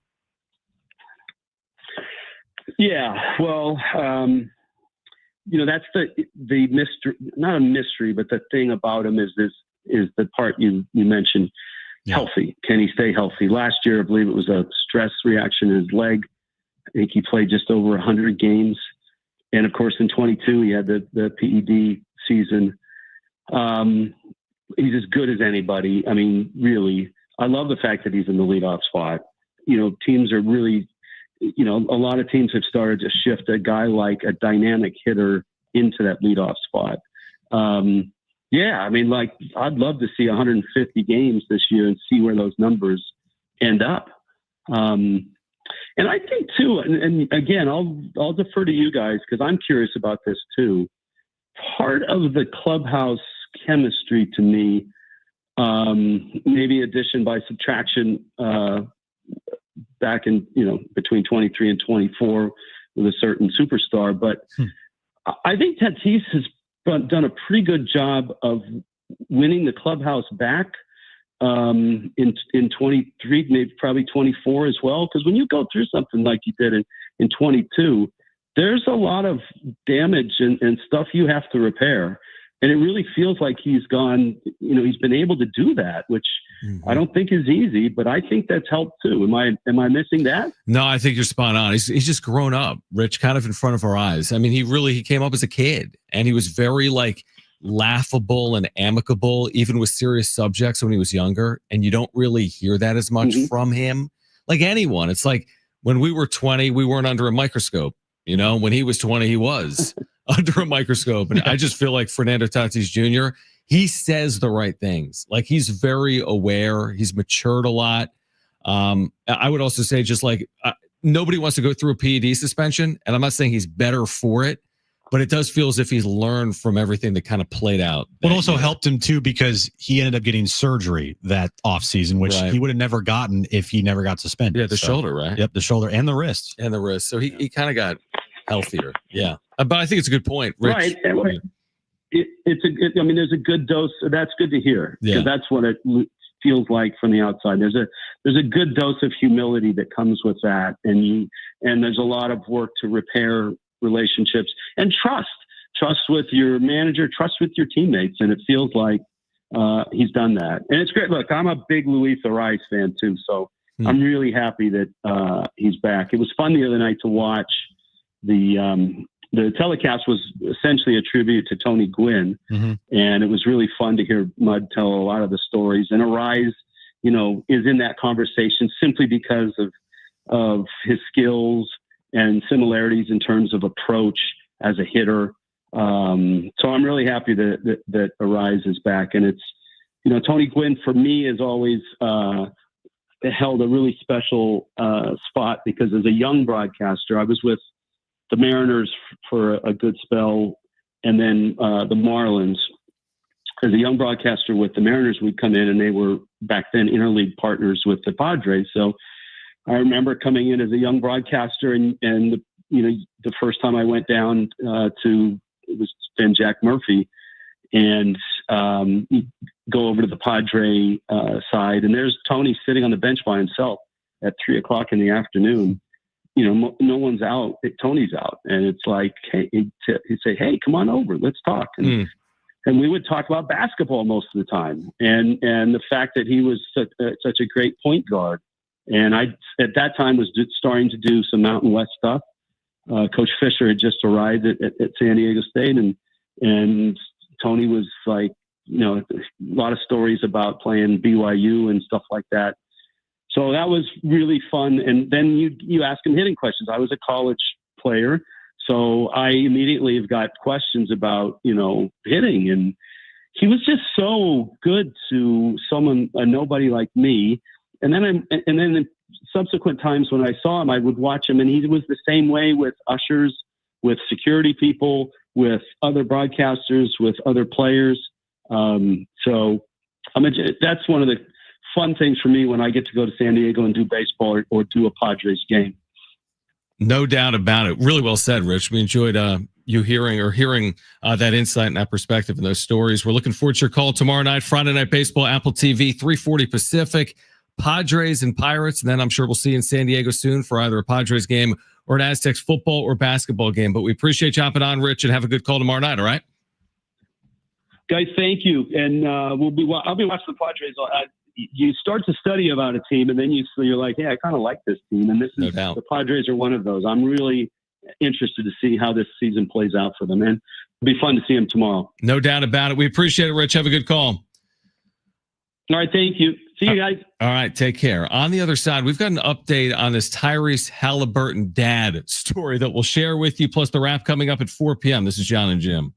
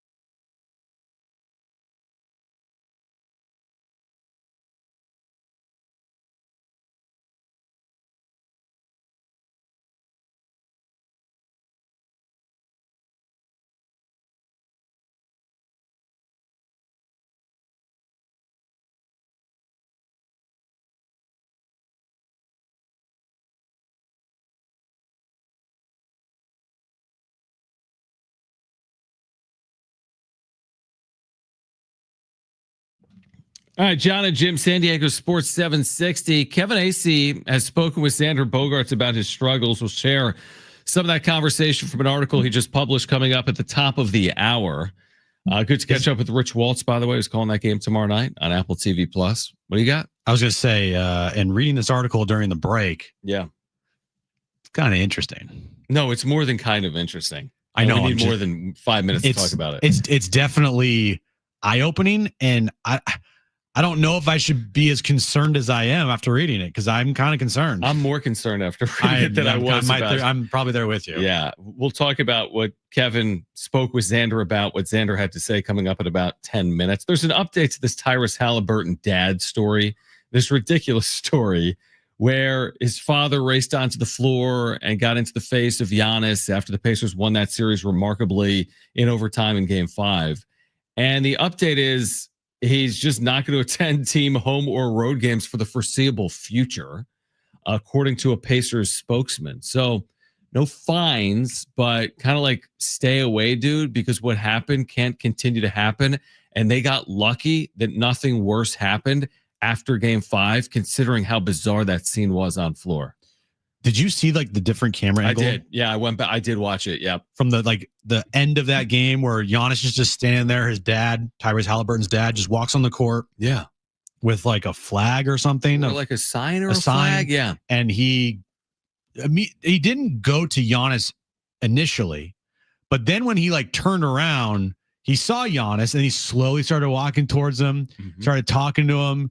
And then one of the Bucks players came over and tried to stop Giannis from doing anything, and then it escalated into a bunch of just, what are we doing here, guys? Yeah, exactly. I feel as if it could have been worse, because I think there are players that might have reacted a little differently to someone getting in their face like that if you don't know who they are.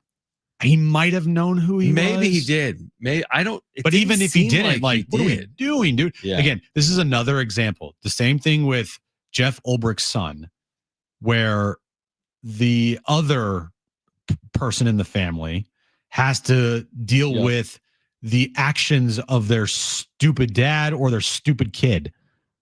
Like Tyrese Halliburton is sitting there like, Dad, what are you doing? Are you serious now? Now you can't go to any games. And then Jeff Ulbricht is like, son, you're not gonna have to work at like, I don't know, freaking Wendy's or something. Like, good luck, because you're off the like family budget. Giannis said that not only did he walk towards the Bucks star waving a towel, but he was swearing at him. Like, buddy, it's the first round. This wasn't the championship game. This was, and by the way, even if it was, what happened to like humbleness? If you win the title, the first thing you're doing is going in the other star's face and swearing at him. Of course you are. You're fighting. Doesn't make any sense. What do you have, Marshall? He was waving a towel with his son's picture on it right at Giannis. Oh, his son's picture was on the towel. Oh, that's a nice towel. That is a nice towel. So maybe maybe he knew. Like, they're probably related. Oh, right. A Halliburton towel. Yeah, I was thinking a Giannis towel. No. Yeah, the Halliburton towel. I didn't even know they sold those. Quick question for you. This is totally random. Are you Mr. Lacrosse now? No. Okay. This is just randomly on. Okay. Because I was scrolling through YouTube TV and I think it was in my home Big Ten network. Why? So like Big Ten. YouTube TV goes to what you watch. Why I'm asking John this is because we got these new monitors that we can hook up to our computers now in front of us. Yeah, I'm watching college lacrosse. John put on like I just put YouTube TV. Ohio State Rutgers lacrosse game, and I'm like, wait a second. Well, first of all, no, I didn't, because I put on Big Ten Network because it was in like my home box because I had previously been watching it. But no is the answer. Okay, it just happens to be on. I would change it, but at what time? There's nothing on. But I'm not watching college lacrosse. And I am, to be clear, I am Mr. like squirrel. I'm awful. You are. So maybe I can't have this. If it's on in front of me, you're gonna watch it. I'm gonna be distracted. Do you like the way Rutgers has played this afternoon? Actually, no, I don't, because they are down 9-5 with 13-13 left in the fourth quarter. Have you ever watched a lacrosse game in your life? A full lacrosse game? Just lacrosse. I've gone to a couple Seals games. Outdoor? Indoor. I know, but have you ever watched an outdoor game? Not once. Yeah, it's different. I know Jones is playing some lacrosse nowadays. Yeah, he's starting. He's like Mr. Lacrosse. He's starting for this Rutgers team. Rutgers is a good lacrosse team, right? Are they? I don't know. It just happens to be on. I don't know anything about this. Is Jones going to turn into Mr. Lacrosse? I don't think so. Is he going to get full-time scholarship He's- from no. Ohio State? If he's going to get a full-time scholarship from Ohio State, it's going to be in Legos or Matchbox Legos cars. or cars, yeah. All right, on the other side, Kevin AC on Xander Bogarts. He has spoken with the Padres shortstop about his struggles. We'll weigh in on that conversation on the other side. Hour 3 of Jon and Jim comes your way next.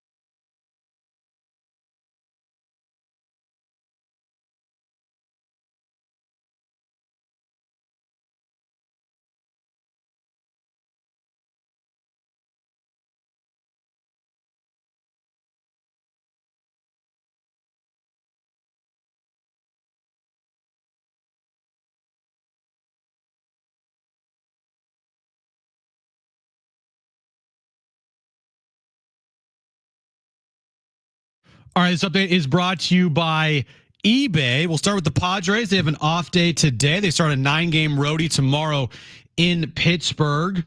Dylan Cease will be on the mound for the Padres. NBA playoff action happening tonight. First up, Knicks and Pistons. Game 6 in Detroit, 4:30 tip time. Pistons looking to force a game 7. Knicks are looking to eliminate the Pistons and move on to the second round. Clippers and Nuggets tip off at 7 p.m. in LA.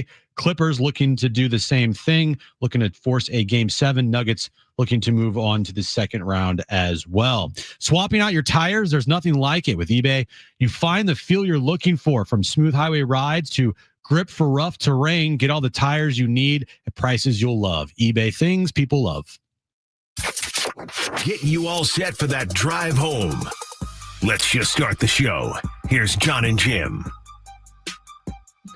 All right, San Diego and Southern California, what's going on? This is hour 3 of Jon and Jim. We are here until 6 p.m. We will connect with Kevin Acee tomorrow from Pittsburgh in front of Game 1 of that 3-game series. Again, Paul Skeens pitched today, so the Padres will avoid Skeens. Pirates losing to the Cubs today. I think the fall to something like 12-18 or 12-19 overall. So Padres and Pirates tomorrow, and Kevin will join us on the show. Now, Kevin, today on an off day, Jim, like if you had an off day, you're not going to write 2,000 words.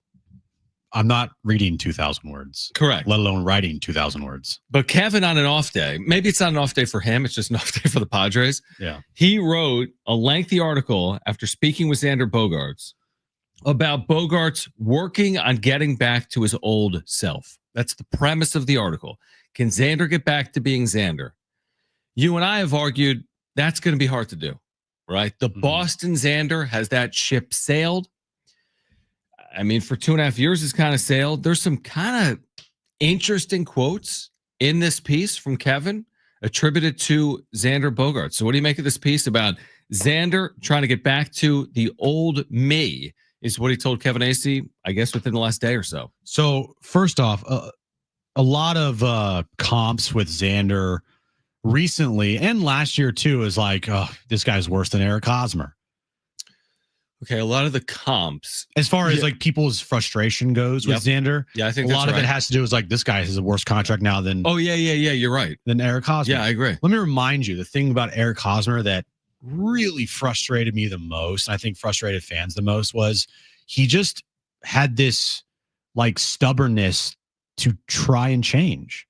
He, in his mind, I got this $148 million contract by what I was doing. So why should I change? 144. Sorry. Yeah. I you gave him another $4 million too much just money. because. 144. All right. And his mind is like, why should I change? Because what I was doing got me to this point. So I'm just going to continue to do what I'm doing, even though it wasn't working. And he couldn't lift the ball off the ground if his life depended on it. He would just, his launch angles were like negative. Awful. Double play merchant. Could not get a base hit to left field if his life depended on it. He was so pull happy, and he just never, ever wanted to change any part about his swing to try and get better. What I do appreciate about Xander after reading this piece from Kevin is that he is doing everything he possibly can to change and get better and not rest on his laurels and not rest on the fact that he was an all-star in Boston that got him a $280 million contract. So why should I change? This guy, as Kevin says here, tinkers a lot. Yeah, but it's interesting you say that because there's two sides to a spectrum. I was going to go down that route. Yeah. It's like the guy that is so stubborn that you will fail just to be stubborn. Like, I'm not changing. I'm not going to change. That's fine, right? And then there's the other side, which is like, can you be a brilliant shooter if you change your shooting stroke every year? The overthinker. Now, Xander, he did it consistently in Boston. The numbers do speak for themselves, and there's like 5 consecutive years that were ultra productive for a middle infielder. And ever since he's gotten to San Diego, now he has dealt with injuries. And he actually attributes his injury, the injury he had last year, the shoulder, the broken shoulder, right? The fractured shoulder. He says without the fractured shoulder, his year would have been worse last year. He would have had a worse year. He says he would have hit 230 last season if he didn't fracture his shoulder. Now, here's the issue, I would say. He didn't really have a good year after the fractured shoulder. Did he? I mean, I have to see the numbers, but Kevin has them here. Okay, they didn't jump off the page. And he didn't have power after the shoulder injury, did he? He did not. It's not like he hit like a bunch of home runs, but he did when he came back. He was on fire. He just was hitting all singles. He was on fire from when he came back till the year ended? Okay, let me hear it. Well, I lost it here. Keep talking. Let me find it. Okay, because and I remember the first 10 or 15 games when he was singling in every game. I do remember that, and you kept calling him out. Like, I mean, he's been hitting, but he hasn't hit for power. I don't recall this unbelievable second half from Xander last year when the team played awesome baseball. Maybe I was wrong. Was that lost in the shuffle? Did he hit 350 during that 60-game run? When they closed, would they close 43-19 last year? Well, Kevin, I can't find it, but it was because a lot of this is 2023 stuff, right? But Kevin did mention in here that Xander said if it wasn't for the injury, he would hit 230. He would hit 230, and also he was trying to hit the ball to right field and he couldn't do it to save his life. Was this last year? He was saying that. Yes, he couldn't hit the ball to right field. Okay, yeah. He's like, I was trying to hit the ball over to right field, and I couldn't to save my life. And I was like, this is expletive. So I get frustrated because I can't do what I normally am because I was practicing and doing stuff for something different. During his time on the IL, he abandoned the new approach. People might not want to hear this, but the shoulder was actually the best thing that could have happened to me. I will say this. If I did not get hurt, I wouldn't have hit more than 230. My season was bad, but I still ended it good. Okay. Arguable. It would have been a disaster if I did not get hurt because it just wasn't going for me. And I was continuing to do it. Okay. Now I'll give you the numbers. Okay. You want the numbers? I have it. So he returned July 12th. Yep. He was like red hot. Yeah, he was red hot. He was great. Well, define great for somebody. Right. Well, he was good. He was really good. The numbers were in a moment. He was really good. Because I have his baseball reference page. So, okay, he returns, Jim, right? Mm-hmm. Padres go on this run in the second half of the year. Baseball reference. Work. It's been doing that for me too recently. Where you can't do the compiling. Like I will click on the game logs. Yeah. And then I'm waiting for it to load, and it just like won't load for me to tell me the numbers. Come on, like you owe this to me. Here they are. All right. You know what? He's right. So he comes back in the 64 games he played from the return of the injury. Listen to this. The Padres go 43-21. 43-21. That's that second half. He hits 299. Oh, here we go. The 770 OPS. 770 OPS. They go 43-21. He hits 299. He hits 7 home runs. He has a 770 OPS. Kevin says that was the second highest average and 6th highest OPS among Padres players with at least 150 plate appearances in that span.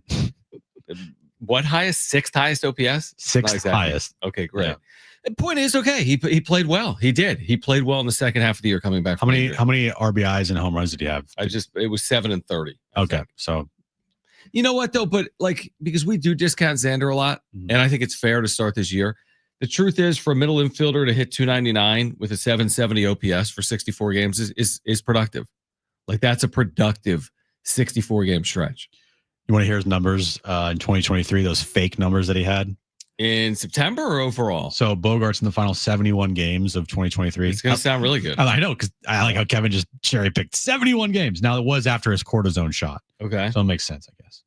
321 with an 847 OPS. In the final half of the year, essentially, at 321 with an 847? 847. It's so... Yeah, but we're picking here. We're picking and choosing. It's funny to me because you look at some of these numbers and you're like, that's good. That's good. But then why don't I remember anything that Xander Bogaerts did of significant impact over the last 2 years? Like, why can't I, off the top of my head, think of a moment or games or series or weeks where I'm like, man, I can't believe if they didn't have Xander, that would have been a problem. Right. I see the numbers, I get it. But there's differences between just putting those numbers up and being like impactful. And to me, I just am still scratching my head to think of that's something that jumps off the page to me that comes right to my mind is like, that was a Xander moment. I mean, 2 days ago, This will come now. Again, that's recency bias. It is. I go to 2 days ago. He had 3 RBIs, including a home run. That's a good night. That's a good night in the major leagues against a good team like the Giants. But I'm with you. I mean, I read through this. I don't know what to think. Here's what I generally think when I read something like this that's trying to kind of explain away a player and some of his struggles. I'm going to trust my eyes with this. And what my eyes tell me is that Xander's not Xander. That's all I can do. And I have the numbers to support it, Jim, just like you do. His Boston numbers trump his San Diego numbers. They're not even close. And now Boston, he was like a arguably Hall of Fame caliber player, and clearly has not been that player in San Diego. So is it in there? Maybe it has been, to Kevin's point. 64 games in 2024, 299. 71 games in 2023, 320. Maybe it's in there. Go find it again, is what I would tell Xander Bogarts. But I think it only gets harder, Jim, because he's not getting younger. And the injuries have absolutely hurt him. And when he says, I need to find the old me, it's getting harder and harder for me to believe that you can find the old Xander Bogarts the further and further we get away from his time in Boston. Hey, I respect the hell out of Xander for being as honest as he is here, saying, my seasons were bad, or I was playing like, dog, you know what, and he takes accountability. That's something that you never heard from Eric Hosmer, ever. You're right. He just would shun the media and never wanted to talk to anybody and say, I'm not changing anything. Xander at least acknowledges that, but unfortunately, that's not gonna really cut it. It's not gonna make fans, be happy that you're still doing nothing because you've admitted that you are not doing well. You need to eventually turn this thing around and do what you're getting paid to do, which is produce on this team. Not to the level of $26 million a year, but putting together a full season is what people are looking for.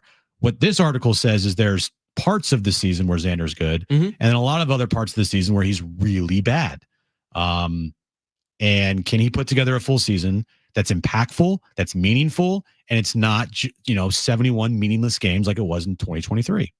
Yeah, there's a quote in here, and he mentioned it to us yesterday on Jon and Jim about an in-game managerial move, where he said, this is a line from Kevin in the article. Recently, in discussing an in-game move involving Bogarts, one person called him, quote unquote, one of the top 20 hitters in this league. And that's not accurate. What league? I mean, if you're referring to a major league or the National League or the American League, it doesn't qualify. The numbers don't support it. So that's just over. You can tell yourself that. I can tell myself something. That doesn't mean it's true. So he's not a top 20 hitter in the National League. End of sentence. And I mean, there are some numbers where he qualifies for where he's like a bottom 20 player in the National League. Xander Bogarts is not even a top 20 hitter in the National League West. Right. I mean, some of the numbers this year is 7th best on the Padres, 8th best on the Padres. So again, it's not to pile on. I appreciate Kevin putting a piece like this together and Bogarts speaking on it, to your point. And look, I will say, last year's Xander, after the cortisone shot or after the wrist injury or the collarbone injury, sorry, there's been a couple injuries. Shoulder, collarbone. Yeah. After that, he came back. Yes, in 71 games, he did help the team, and he was he was a contributor to their success. He wasn't the main reason. The main reasons were Manny and Sorry, Manny and Jackson Merrill. Yeah. I'd say Merrill. Yeah. Manny and Jackson Merrill. Those are the two biggest reasons why, and everything they did just jumped off the page. Xander, though, was solid. I'll give him that. He absolutely was solid, but look at his postseason numbers too. They were awful. So it is what it is. He did help the team win last year in 71 games when he returned. He was really good at the plate. You're still looking for more, and then his postseason was awful. And then this year, it's kind of just he's had one good game.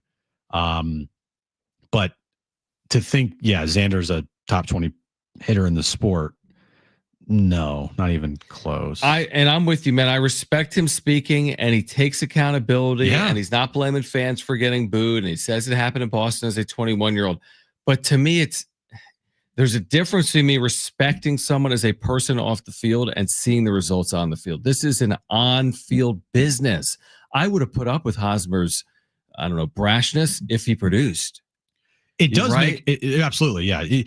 This does make me really want to see Xander succeed, really bad, because this has to be a nightmare for him at times. he knows what. Just pull the pot down. Pull all the pots down. There we go. All good. Yeah. So, by the way, Marshall, who's running our board for the first time ever today for Brent, I give a 10 out of 10 for running a board for a first time ever. Now you might have to go in there now that spot is fired up. Yeah. Oh my God. All right, we're going to continue this conversation on the other side. It's Jon and Jim.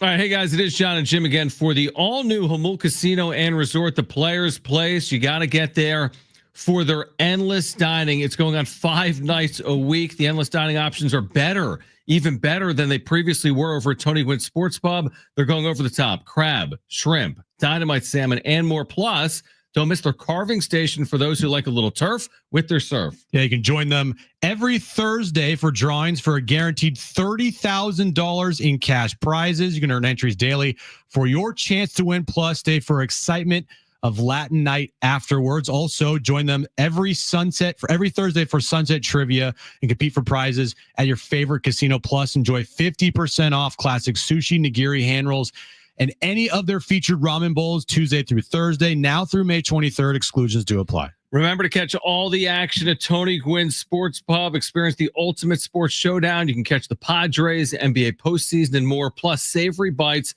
at Tony Gwynn Sports Pub, where fandom meets fantastic. It's the all-new Jamul Casino and Resort, the Players Place.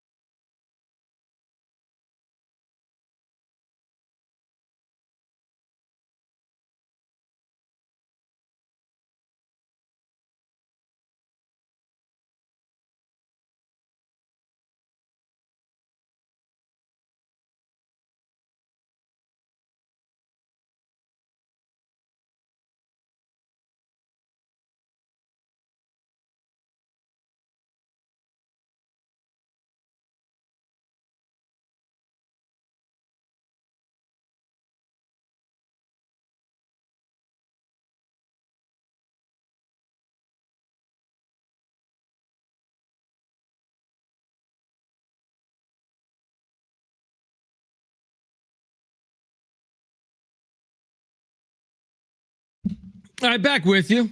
Jon and Jim, San Diego Sports 760, here until 6 p.m. We were discussing Xander Bogarts' struggles, this article that Kevin Acey just published in the UT. You were making a very astute point. Then we went to break. I was? I don't remember what it was. I'd have to listen back, but Me making a astute point? it was astute. I felt as It if was astute-ish. it was astute-ish. It was astute-ish. Whatever that means. I don't know. It was a very astute point.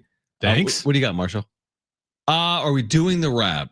No, not yet. Not yet. Not yet. But thank you for asking. We will get to that hopefully at some point later this hour.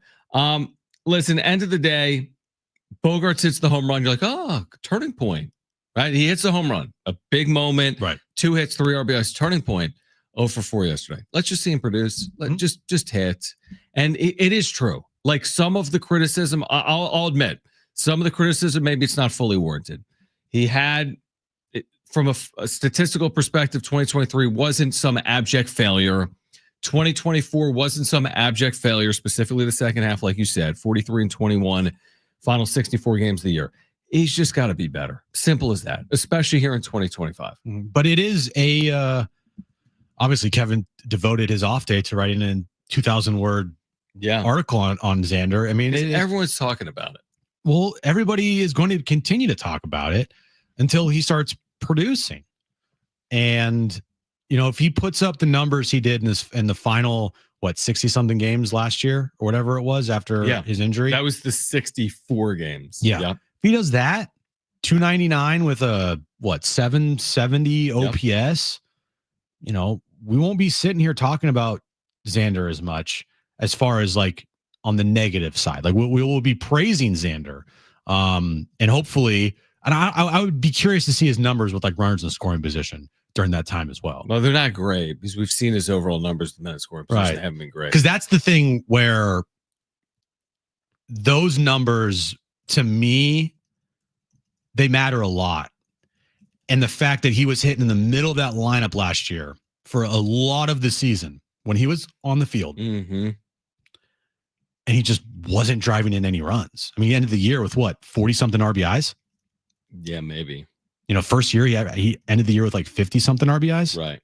So, like you said, you can cherry pick some numbers to make it look better than it really is. 299 with a 770 OPS. It's great. What was he hitting with runners in scoring position? And if it was good, then that's awesome. But he also only had 30 RBIs or 30-something RBIs in the last 64 games of the season while hitting 5th in that lineup every single day almost. Yeah, I mean, just let the full numbers tell the story. And the full numbers would tell you that this thing already hasn't gone well, his contract, and it's only going to age worse. That's what the numbers would tell you, not me, not Jim. I can offer my opinion and tell you, hey, Xander isn't good. Here's why. Forget that for a second. And fans can say he's not good. Here's why. Look at Zip's projections, what Fangraphs will tell you about this player. They're only going down from here. They don't have him bouncing back in 2026 to play better than 2025. The numbers only go down for Xander. This is a contract that everyone knew wouldn't age well. Everyone knows about all contracts for players that get to the age of 40.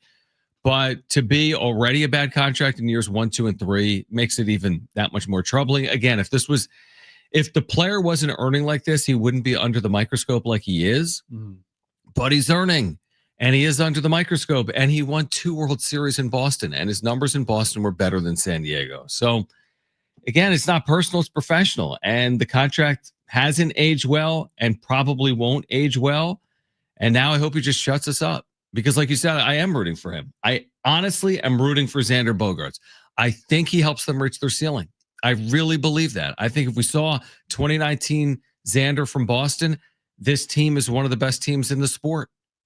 This is interesting from Kevin's article. Yeah. Talking about Victor Rodriguez. Right. And their relationship. Quote, he gave me my first swing in pro ball, Bogart said of Victor Rodriguez, who was the minor league hitting coordinator for the Red Sox from 2007 through 2012. Quote, people have not seen the real Xander, Victor Rodriguez said.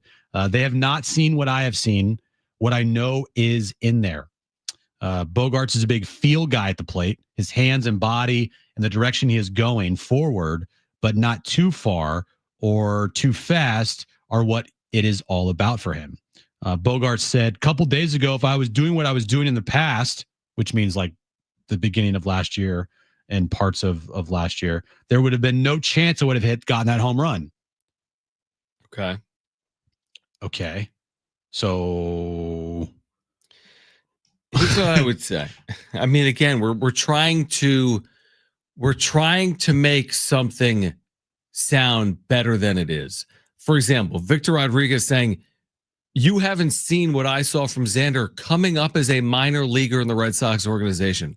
That's a lifetime ago, Victor.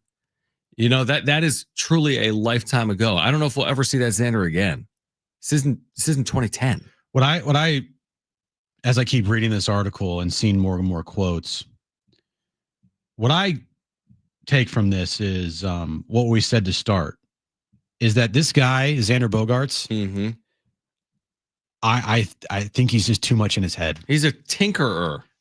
Correct. You know what I mean? Like there's always something, and I have noticed that since he's been here. There's always something going on. Like, I know it's easier said than done. And I tell Erin this a lot because she thinks she's a hitting coach. She's not a hitting coach, but she thinks a lot. She is a little at times an overthinker. And I try to tell her, like, I know it's difficult, but try to just shut off your brain. And that comes easy to you. Very easy for me. I am very good at shutting off my brain. But sometimes it's just like see and react. Like, don't think about, all right, I gotta have my back foot here, gotta keep my shoulders here, gotta keep my bat head here. Like, just see ball, hit ball. Right? Like, just shut your brain off, see ball, hit ball.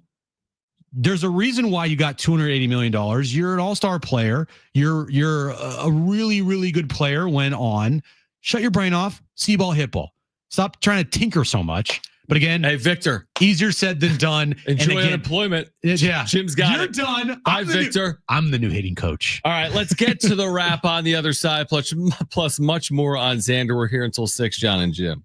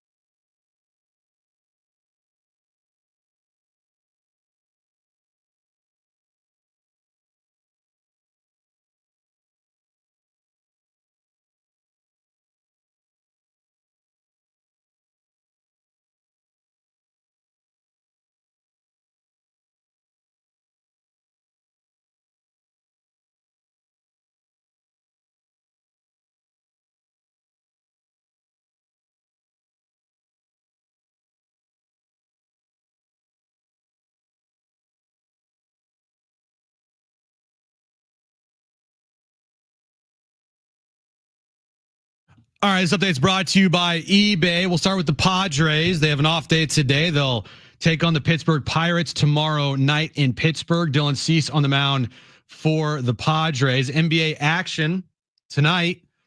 Game in Detroit. Pistons and Knicks tips off moments from now. Pistons looking to force a Game 7. Knicks are looking to close out the Pistons. Same thing with the Clippers. They're looking to force a Game 7 against the Nuggets tonight, 7 p.m. tip time in LA. Nuggets looking to eliminate the Clippers and move on to the second round. Swapping out your tires, there's nothing like it. With eBay, you find the feel you're looking for, from smooth highway rides to grip for rough terrain. Get all the tires you need at prices you'll love. eBay, things people love.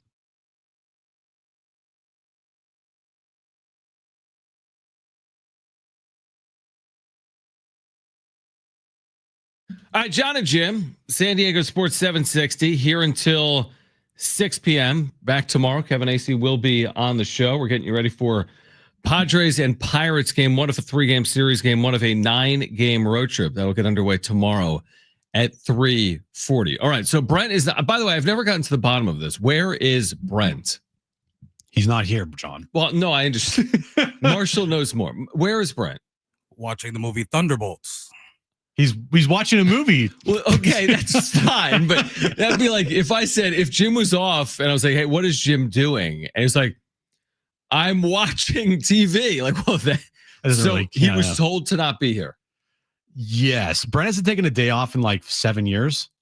Correct. So there are. So then why is he off?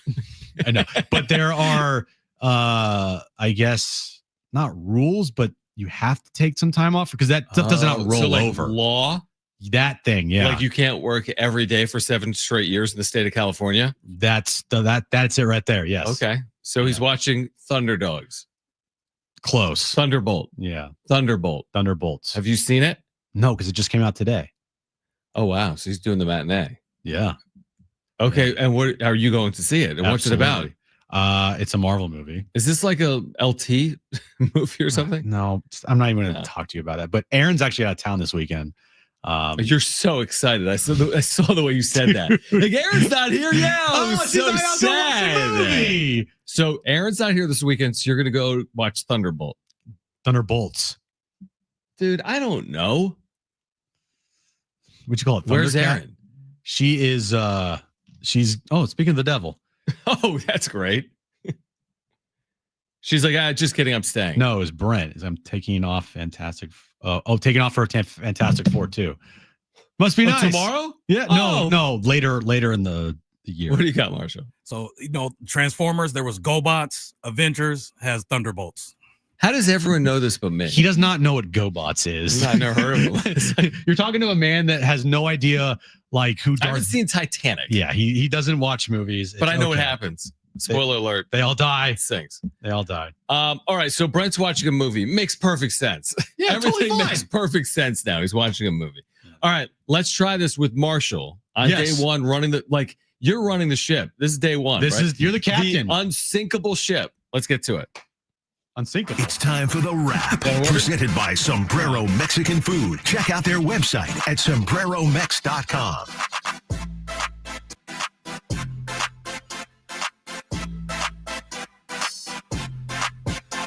Do you have the question? You have the questions, Marshall. It's okay if you don't. First question: Will the Clippers force a Game 7? All right. Will the Clippers force a Game 7? I am going to say yes, because it to me, this series needs to go 7. Yeah, I'm with you on that. Like it's been a good series. This series deserves a Game 7.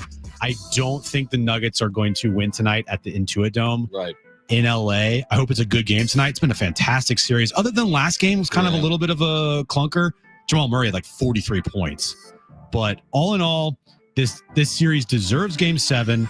I think we're getting 2 Game 7s here forced tonight. You say Pistons at home. Yeah, I think the Pistons are going to beat the Knicks at home, and I think the Clippers are going to beat the Nuggets at home, forcing 2 Game 7s in the first round. The Clippers tonight are a big favorite. 6.5 points in Inglewood, trying to force that 7th game back in Denver in the opening round. I'm with you. I think the Clippers win. I think they do so handedly tonight, force that Game 7. Next question. Will LeBron James ever win another NBA title? No shot. No, he is in his mogul stage of his career with the Lakers. And it wasn't about winning titles. It was about being in Hollywood and making a legacy of being with the Lakers. Yes, he won that Mickey Mouse title and he got AD there, but the idea when they got AD was not to just win one kind of like, Right. not fake title, but a title that's never going to be really remembered.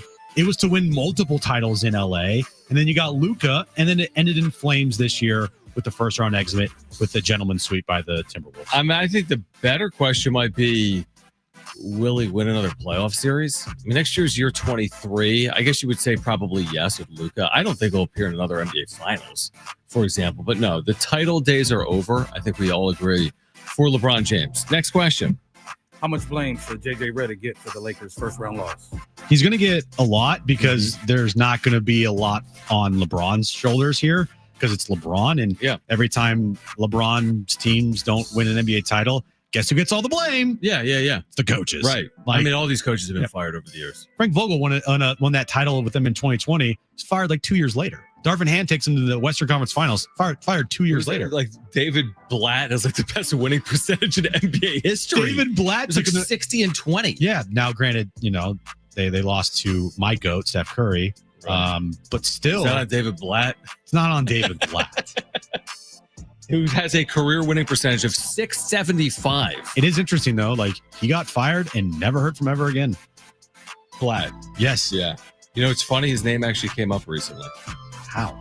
I'm not really sure, but it came maybe in something like this type of conversation about being the head coach of LeBron James. What was the question? How much blame should JJ Redick get? I think he actually gets a lot of the blame. I think he deservedly gets a lot of the blame. I think LeBron gets blame. I think Luka gets blame. And I think JJ Redick gets blame. This is the Lakers. Your favorite to win this series. The whole no substitution thing is like unprecedented. So he gets blame. He does get blame. Playing the entire starting five for the entire half in Minnesota was not good. Like something that's never been done ever before. It's usually a bad idea. Now, if they won, if LeBron had more than 0 points in the fourth quarter, maybe they win. Yeah, but he was on fumes these last two games. Right. So it's like you go for it. And if it doesn't work, it's going to backfire on you in epic fashion. And it absolutely did. He just didn't play Jackson Hayes. He played Max Christie for the first time in like 4 months. He gets a good amount of blame. Last question. What will the Padres record be on their 9-game road trip? It will be. Watch Jim say something that doesn't add up to 9. 5-6. No. I'll go 5-4. We'll go 5-4. But that would mean they need to at least sweep somebody. Right? No. What? No, it doesn't. Oh, it doesn't. 5-4 is 2-1, 2-1, 1-2. We should never do math. We should never. You know what, dude? I'm feeling a little optimistic right now. Oh, here we go. 6-3. I'm gonna go 6-3. Wow. So then that would have to. No, it wouldn't either. I'm gonna go 2-1 against 3 teams. It's so stupid. The only thing that needs a sweep would be 7-2 or better. 7-2. Yeah. I'll go 6-3. Yeah, that's optimistic. But here's my math on it. Hear me out. You can go 6-3 by going 2-1 against the Pirates.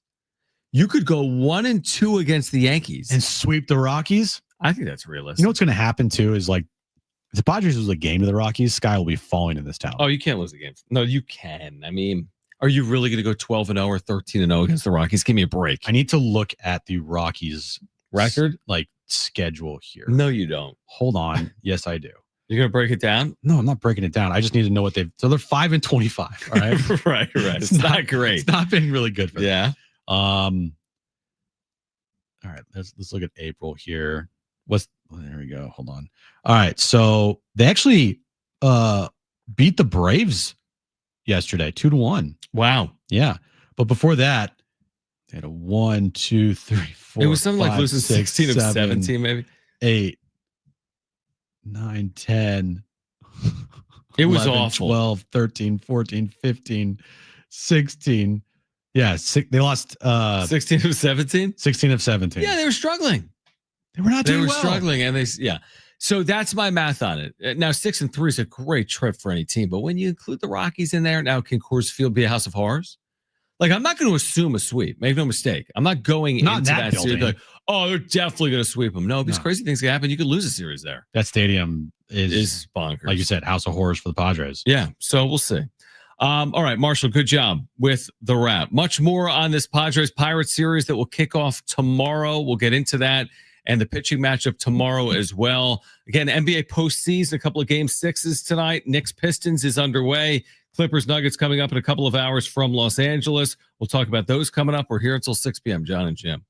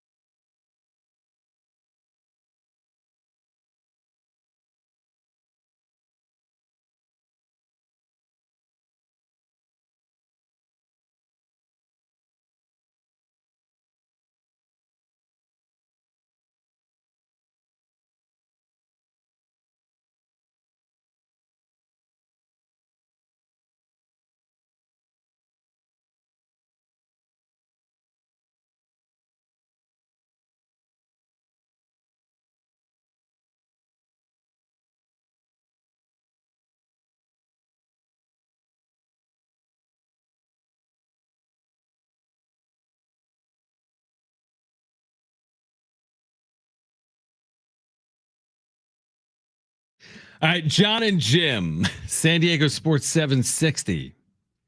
You're so enamored with Okay, let's talk about this. Let's talk about this. So we have new monitors in the studio. So if you've never been to our studio, which is everyone, because we've never had anyone in here. Everyone listening. So what's cool about it in theory, Jim, is there are 6 televisions in the studio. Now there's a caveat. 2 work. An asterisk. Only 2 of them are on, which makes 0 sense. So we have like MLB Network on right now, showing Phillies Nationals, and we have maybe an ESPN News Sports Center type show on right now. Mm-hmm. But they gave us these people, these like unbelievable people. They like just came into our lives, and they're like, "What do you need in the studio?" We're like, "What?"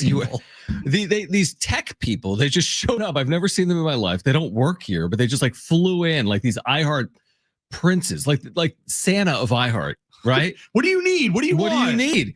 And they're like, "Oh, do you want additional monitors with your laptops? Do you want to be able to watch different things?" I'm like, "Yes." So now we have 2 monitors set up. And what I've done is taken YouTube TV and put it on this new monitor that's right in front of us. Now, where Jim has become like very concerned is for whatever reason I'm watching Big Ten lacrosse. I'm just trying to test it out. I'm not watching it. I just want to see what it's like to have YouTube TV on this monitor, which I love. You're literally watching the Big Ten Network. Yeah. Which is talking about Rutgers women's basketball and who they're getting in the transfer portal. Yeah. Does it make any sense? No, but I'm trying to do You're this a show. sicko. No. I'm not honestly watching it. I would tell you if I was. I mean, you could do what do you want a on? lot of people would What do. do you want on?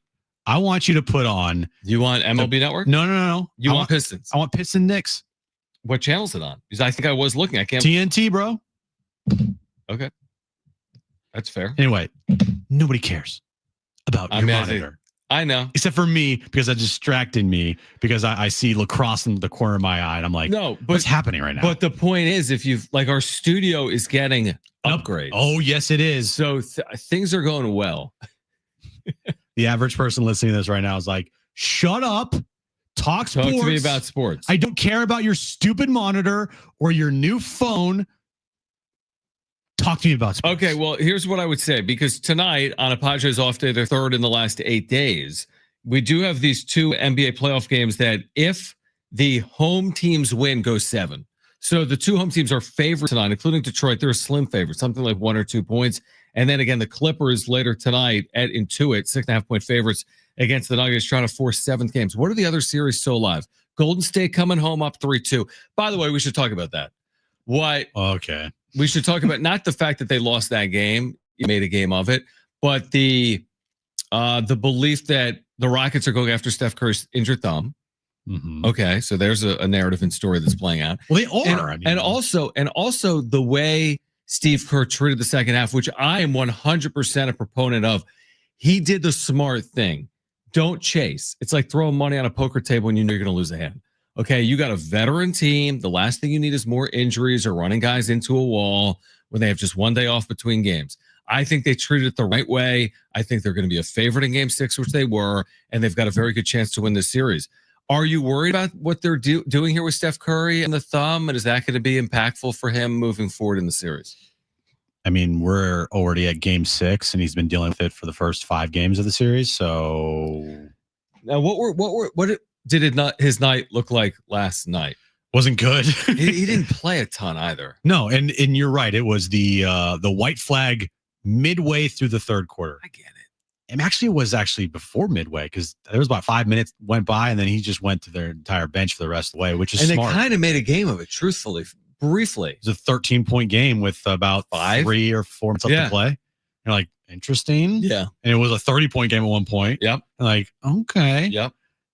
The thing with the playoffs now, and if you look at the schedule, it is going to favor the younger teams. And there's really only one team, or no, there's only one old team remaining, or at least one team that has a bunch of age that is a factor, which is the Warriors. Golden State. Yeah. And because of that, you're going to see this. I think they're going to be much better on Friday night. I think they're going to not be down by 30 within the first 5 minutes of the game. Right. Because essentially they played a half a game the other night. And when you look at the schedule here, like I said, it favors the Timberwolves a lot in the second round is because of the schedule. Is it every other day? Friday night, if the Warriors do not finish off the Rockets will have to play Sunday in Houston. If the Warriors were to win that game, game 1 is on Tuesday night in Minnesota. Yeah. And then guess what? Game 2 is Thursday? every other day. So there's never a 2-day layoff. There's never a 2-day layoff. And I would argue game 1 there is kind of that scheduled loss a little bit. Because now you're playing, if it goes 7, now you win this big, massive road game to get to the next round. And now you got to travel. You play off 1 day of rest. Yeah, that's kind of a scheduled loss. Yeah, and I heard this take today, and I actually I think it was from Colin. Okay, and I like it. Why do you have 7-game series for every round of the postseason in the NBA? Why don't we have the first round be 5? We used to. I know, not that long ago. And now, especially with the scheduling stuff, you got a really long first round with sometimes 3 days off in between games in the first round. And then you're going to the second round. It's every other day. And to Colin's point, don't you want these guys to be as rested as possible? Like you're essentially saying scheduled loss here for teams like the Warriors. Like Steph's, 37 years old, 36 years old. LeBron, is 40 something years. Like you gotta, I feel like, give these guys a little more time off here. Do you think you'd have 98% of the time the same result of the series? The theory being a longer series benefits the higher seed, right? More chances to get back into a series. So you could go down, the higher seed could be down 3-2 in a best of 7 and win the series. You can't be down 3-2 in a best of 5. So just the idea that a longer series benefits the higher seed and home court, therefore why not go to a 7-game series? Would we get the same result if we play best of 5? It's also this thing called money, John. So they made the first round longer and a 7-game series. They've also added teams to the postseason as well. So it's like, go best of 9. No, don't go best of 9. I don't have a problem with best of 7. I did like but you're right. In the past, it used to be 5-7-7-7. 5-7-7-7. Yeah, 5-7-7-7. Well, to your point, shoot, baseball always plays 162. Doesn't even start with 7-game series. No, they start with a 3-game series. 5-7-7. Yeah, 3-5-7-7. Where the NBA, which plays half the number of games, goes 7-7-7-7. Now hockey does this too, but we're not talking about hockey right now. They go 7-7-7-7. Yeah, and have for a long time. Yeah. So your answer now, I still think if it was a 5-game series, they'd probably ask them to turn around and play on 1-day rest to start series 2. I think 5-game series would increase the urgency instead of having so many blowouts and so many white flag games like it has in the first round. That's true. But on the flip side, there have been some amazing games in the first round, but there have also been multiple 50-point blowouts. Last night was a blowout, if not for their bench, making it look better than it really was. There's a blowout in the Lakers series, game 2. Yeah, the Lakers win, but still win. Yeah, but still, what about it's not changing? So what about NCAA tournament? 7-game series? No, win or go home. Oh, win or go home? Yeah, like T-Wolves Lakers. Oh my gosh, win or go home. That would just cause Warriors Rockets. Win or go home. Chaos. I would love it, but the whole thing of the postseason is it is money. Yeah, I do appreciate though the fact that majority of these games in the first round have been, as far as an effort level compared to the regular season, oh my gosh, it is night and day. Like some of these games, the effort, the defensive effort is just off the charts. Well, and I would hope so. I know. I'm just saying, like it is just, it's very refreshing to watch, especially if you're that person out there that bags on the NBA for their regular season being kind of meaningless at times. Their postseason games, man, they've been competitive. Like every single series, these refs are letting them play, for the most part, and man, they are getting physical, and I like it.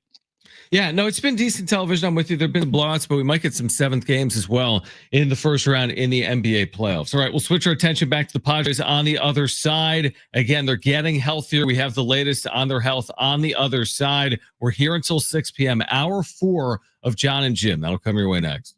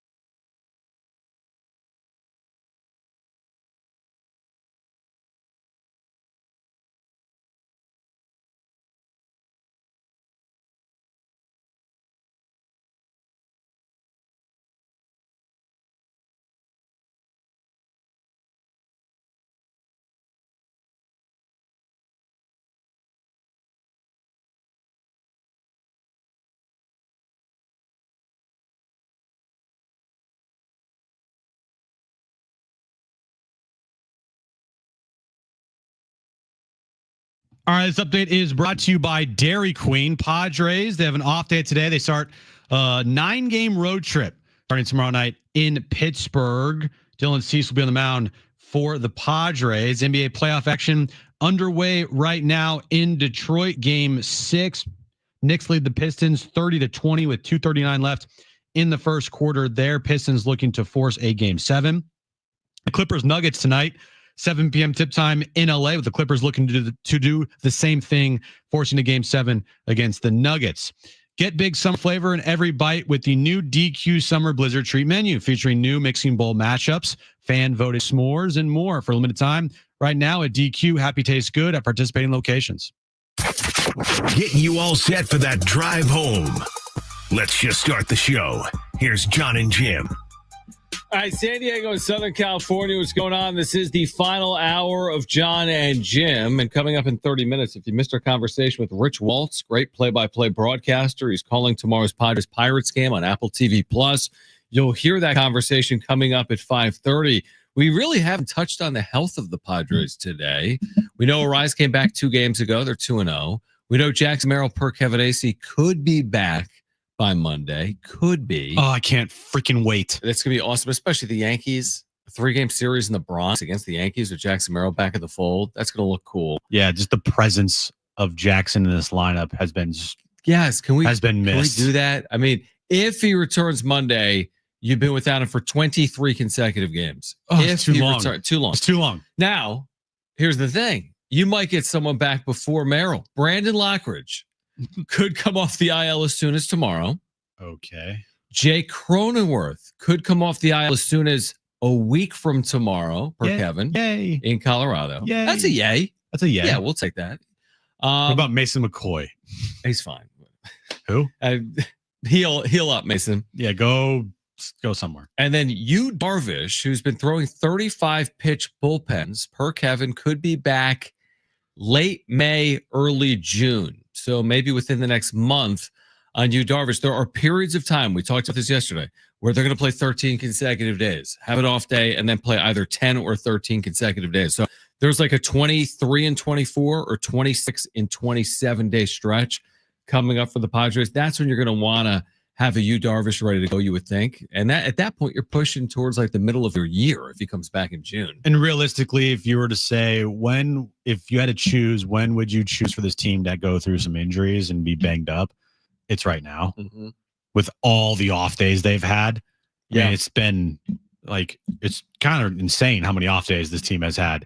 This also mean they'll play a lot of consecutive games here coming up in June and July. And I should know what their entire schedule is. I've read it. Don't you have it memorized? Just give us the next 132. Hold on. Think I could do this? No, I'll look. How far can you go? Put that phone away. I'm not. Okay. How far can you go? I feel like I need to go to Padres.com with like series. Like, give me their upcoming schedule. All right. Okay. So, Pittsburgh for 3. Yep. You don't have to tell me the number of games. Pittsburgh. Yankees. Then what? Yep. Rockies. Yep. Then what?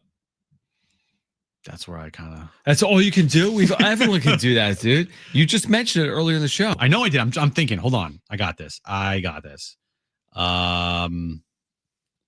Is it not Toronto? Oh my gosh. All right. Angels at home. Oh, the Angels. Mariners at home. Yes. Okay. And then Toronto on the road. And then Miami. No, Atlanta on the road. And then Atlanta. And then Miami. And then Pittsburgh. Yes. That's kind of correct. Yes. Now it's June. Oh, June. It's a problem. And now they're on the road. San Francisco. Correct. Arizona. Wrong. Milwaukee. And LA. then finally hope for the Dodgers. And then LA. Yes. That's right. So I got some of it right. Terrible. But I guess our point being, here I'll make this point. The Giants just played 17 consecutive days. If that was Padres, add 3 more games lost to Jackson Merrill, because they've had 3-4 off days in there. And add potentially 3 more losses as well. Potentially, yeah, absolutely. So there's going to be a time, though, to your point, and to our or 3 more wins. Who knows? You never know. But there's going to be a time where they're going to play 13 straight. And then they're going to have an off day. And then they're going to play 13 straight. In fact, I'm looking right now. Well, it's coming up very quickly here. Yeah, it's June and July. Yes, it's the end of it's the end of May. Okay. Into June. where Yep. you do play I think it was probably 13 in a straight. row. Yeah. That's where the first 13 in a row stretch comes. Then you have that off day on June 12th. And then guess what? 13 in a row. There it is. So you're going to have 26 in 27 days. That's where your depth of your rotation and staff and how. So you brought up a great point. Yeah, if you're going to deal with injuries, do it now. Yeah, it sucks. I don't like it. And it's annoying as hell. But you would much rather have these injuries happen now with all of these off days that they've had rather than the 26 and 27 days. Yeah, exactly. That's exactly right. So again, considering everything, when you say some of these names, like they didn't have Arraez and they haven't had Merrill and they haven't had Cronenworth and they haven't had Yu Darvish. I mean, these are names. This isn't the Mason McCoys we're talking about, even though some of those guys have missed out too. Like they've been without some heavy hitters. And there's no need to excuse it. They're just 19-11. So whatever. They're 19-11. I think it's way too early to concern yourself with standings. I don't think it matters. I think what matters is how they're playing. And they're 19-11. So that's how they're playing. And we'll see what happens here beginning tomorrow night against the Pittsburgh Pirates. But considering the injuries, forget the injuries. I think people feel good about them being 19-11 overall. We talked about letter grades, right? I think we gave them yesterday both an A-, right? I think so. Did you put a poll out today? I did. What does the poll It's an say? off day poll. What's the poll say? Off day poll. What's it say? What letter grade would you give the Padres to the first month of the season? No, but I mean, what have the people said? Oh, it's I haven't looked in a while. Should probably look at Yeah, it. isn't that important? Yes, it would be important for Yeah. What are the results? Like, are people giving them an A? Are they giving them a C? B? right now 66% are giving them an A. Yeah. I agree. 31% give them a B, and then 3% are trolls giving them a C. Did you put D or F? I didn't because That's not fair. That's not why would I put that there when they're 19-11? It's a failure. Yeah, I don't even know why I put C in there, honestly, because if anybody's giving them a C after the first month of the season, you're like literally just a hater. Yeah, I mean, I think where you could get into it, and what we did yesterday was you don't have to say A+ if you don't want. We didn't. And you don't even have to say A if you don't want. We both said A- because maybe they left a little meat on the bone. Although, again, they weren't fully healthy. But yeah, maybe they left some meat on the bone. They lost 4 straight at one point. They got swept at home by Tampa.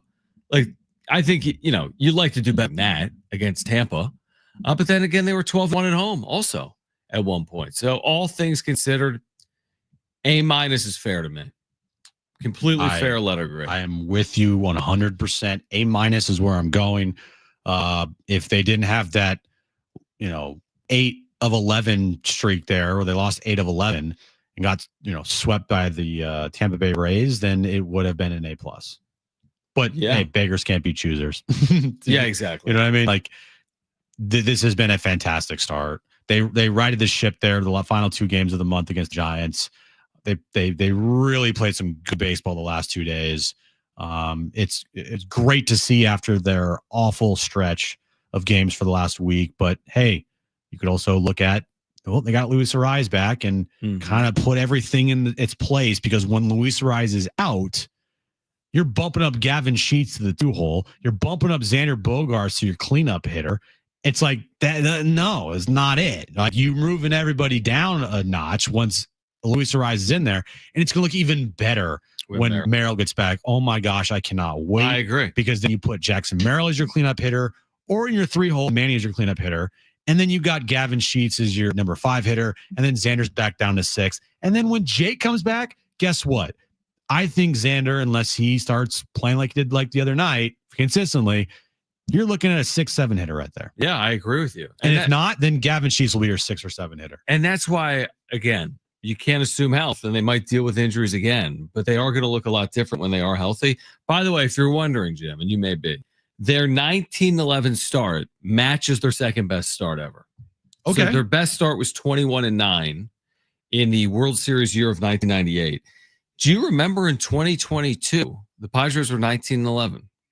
So that was what happened in 2022. They beat the Dodgers in the postseason. So they started 19-11 in 2022. They started 2010, the year they lost the final weekend to the Giants, 19-11 as well.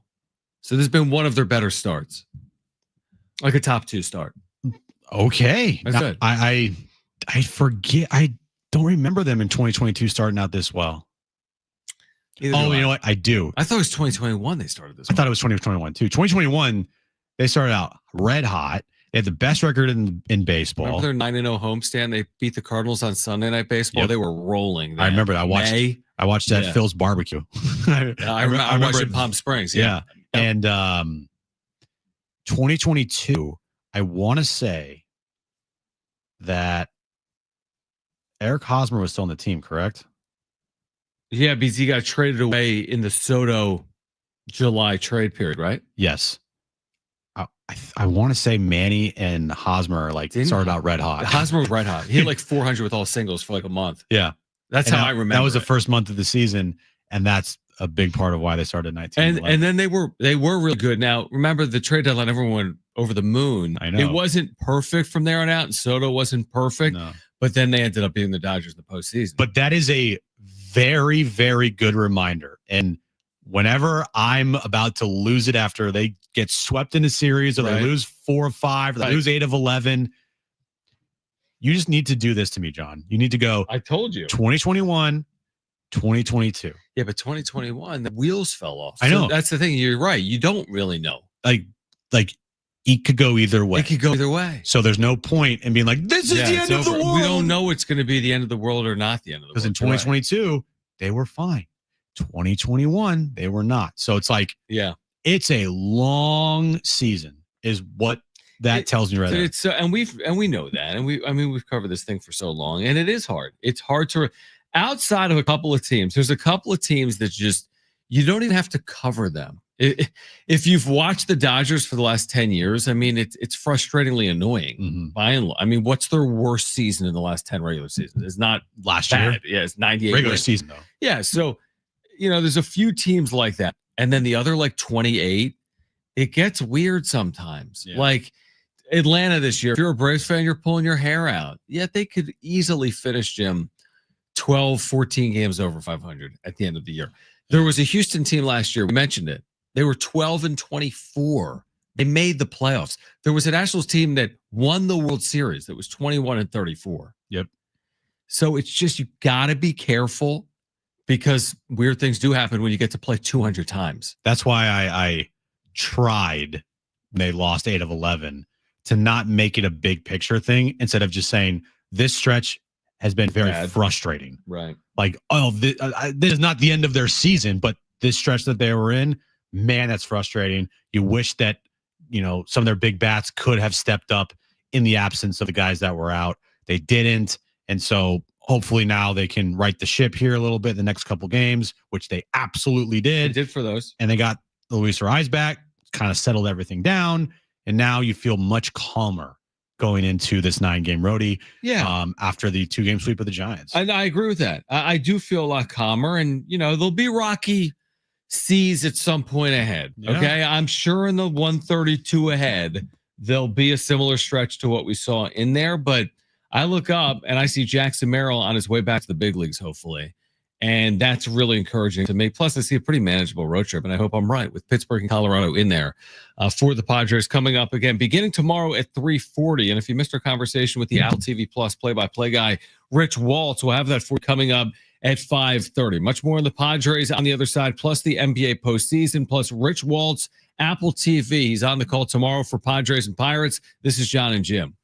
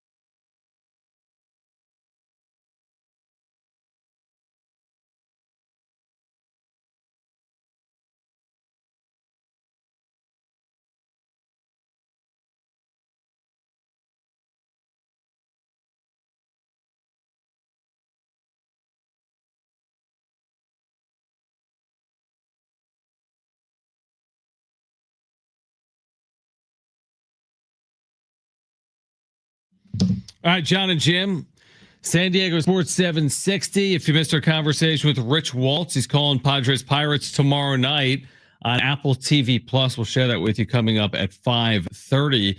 JJ Redick, interesting comments about his team following their first round exit to the T-Wolves. Didn't call out any specific player, Jim, but did say they weren't in quote unquote championship shape. He said some players were in phenomenal shape. Some players were not in good shape, and that the team needs to get in championship shape. So where does your mind go when you hear that? Luka Doncic. I don't know, a guy that's been criticized for not being in shape for the last 3 years. Yeah, number 77. He's fat. I mean, listen, Luka's brilliant. He's an amazing offensive player. He's incredible. Right? He's one of the best scorers in the world. There is no. He's one of the best players in the world. Do I wonder how he'll age? Yeah, I do. I honestly do wonder that.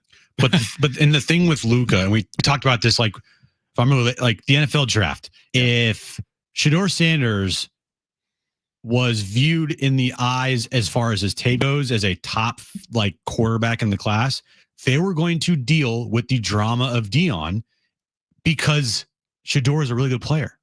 There's other players in the NFL draft that like had felonies for like all kinds of things, like misdemeanors or domestic abuse charges. You're saying because of the talent, they can, I don't know if look the other way, they can deal with the baggage. Well, a lot of teams look the other way. Yeah. Same thing with Luka. Luka is a walking 30, 12, and 8 player. No doubt. He is phenomenal on the offensive end of the ball. Because of that, you're going to look the other way a lot. And because he is an international star, because he is going to be, top 5 in jersey sales every single year, he's a superstar. Mm-hmm. All right. You're going to look the other way in a lot of different things with Luka. The Mavericks decided we're not looking the other way anymore. And it's kind of burned them. In fact, in the sense that their fan base, they didn't care. Yeah. Because guess what? They just got to an NBA Finals. In their mind, it's like you just need to figure out ways to build better around Luka. Mm-hmm. And that's what it is here is you're going to look the other way if you're the Lakers. You're not going to trade him. No, of course not. You're going to hope that he signs the super max with you, or at least the max with you, because you can't sign the super max because he got traded. Yep. And you're going to have to build a pretty solid ass team around him. But the problem is you got 2 guys making $50 million next year, and it's really hard.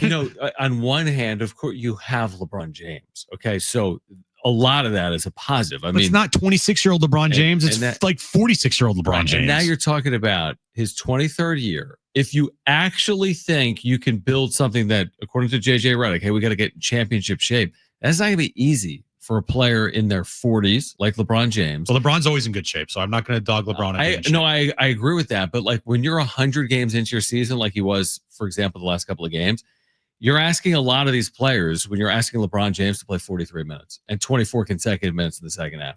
And he wasn't calling out LeBron, but I'm saying like, again, a championship team, that's going to be tough to come by for the Lakers next year. Is it not? Like you're going to have these max contract guys in Luka and LeBron, and you're going to build around them, and you're going to go from a first round exit to a championship caliber team next year. I'll believe it when I see it. Look, something's off with the Lakers because once they got eliminated last night, things have now started to trickle out. They're like, it's a little weird. The comments by JJ Redick today, we got to get in better shape. Okay, who is that directed at? Right. Got to be Luka. At least he's a part of that. LeBron last night when asked about playing the 4, he goes, I'm not going to answer that question because last time AD answered that question, next day he's right gone. away. Okay. Whoa. What? That wouldn't be the thing I'd say heading into the offseason after the trade. It's only been a few months. Yeah. So, and then JJ Redick kind of, the way he managed the roster in the series, not playing anybody else besides the starting 5. Maybe there was a reason.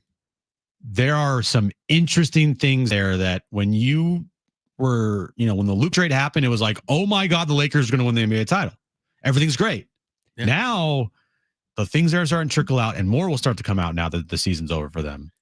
It's maybe not as great as people thought it was. I was going to say, listen, I still get the criticism of the Mavericks, and Luka was a special player for their franchise. I wouldn't have traded him. Take that into account. Of course not. But maybe it's not as absurd, just the idea of it. Now, could they have gotten more back? That's the part where you're like, what are you doing? But the idea of at least moving him in real time seemed absurd. We'll see if it ultimately proves to be truly absurd or not moving forward. We'll hear from Rich Waltz on the other side. He's calling Padres Pirates tomorrow night on Apple TV Plus. That's next, Jon and Jim.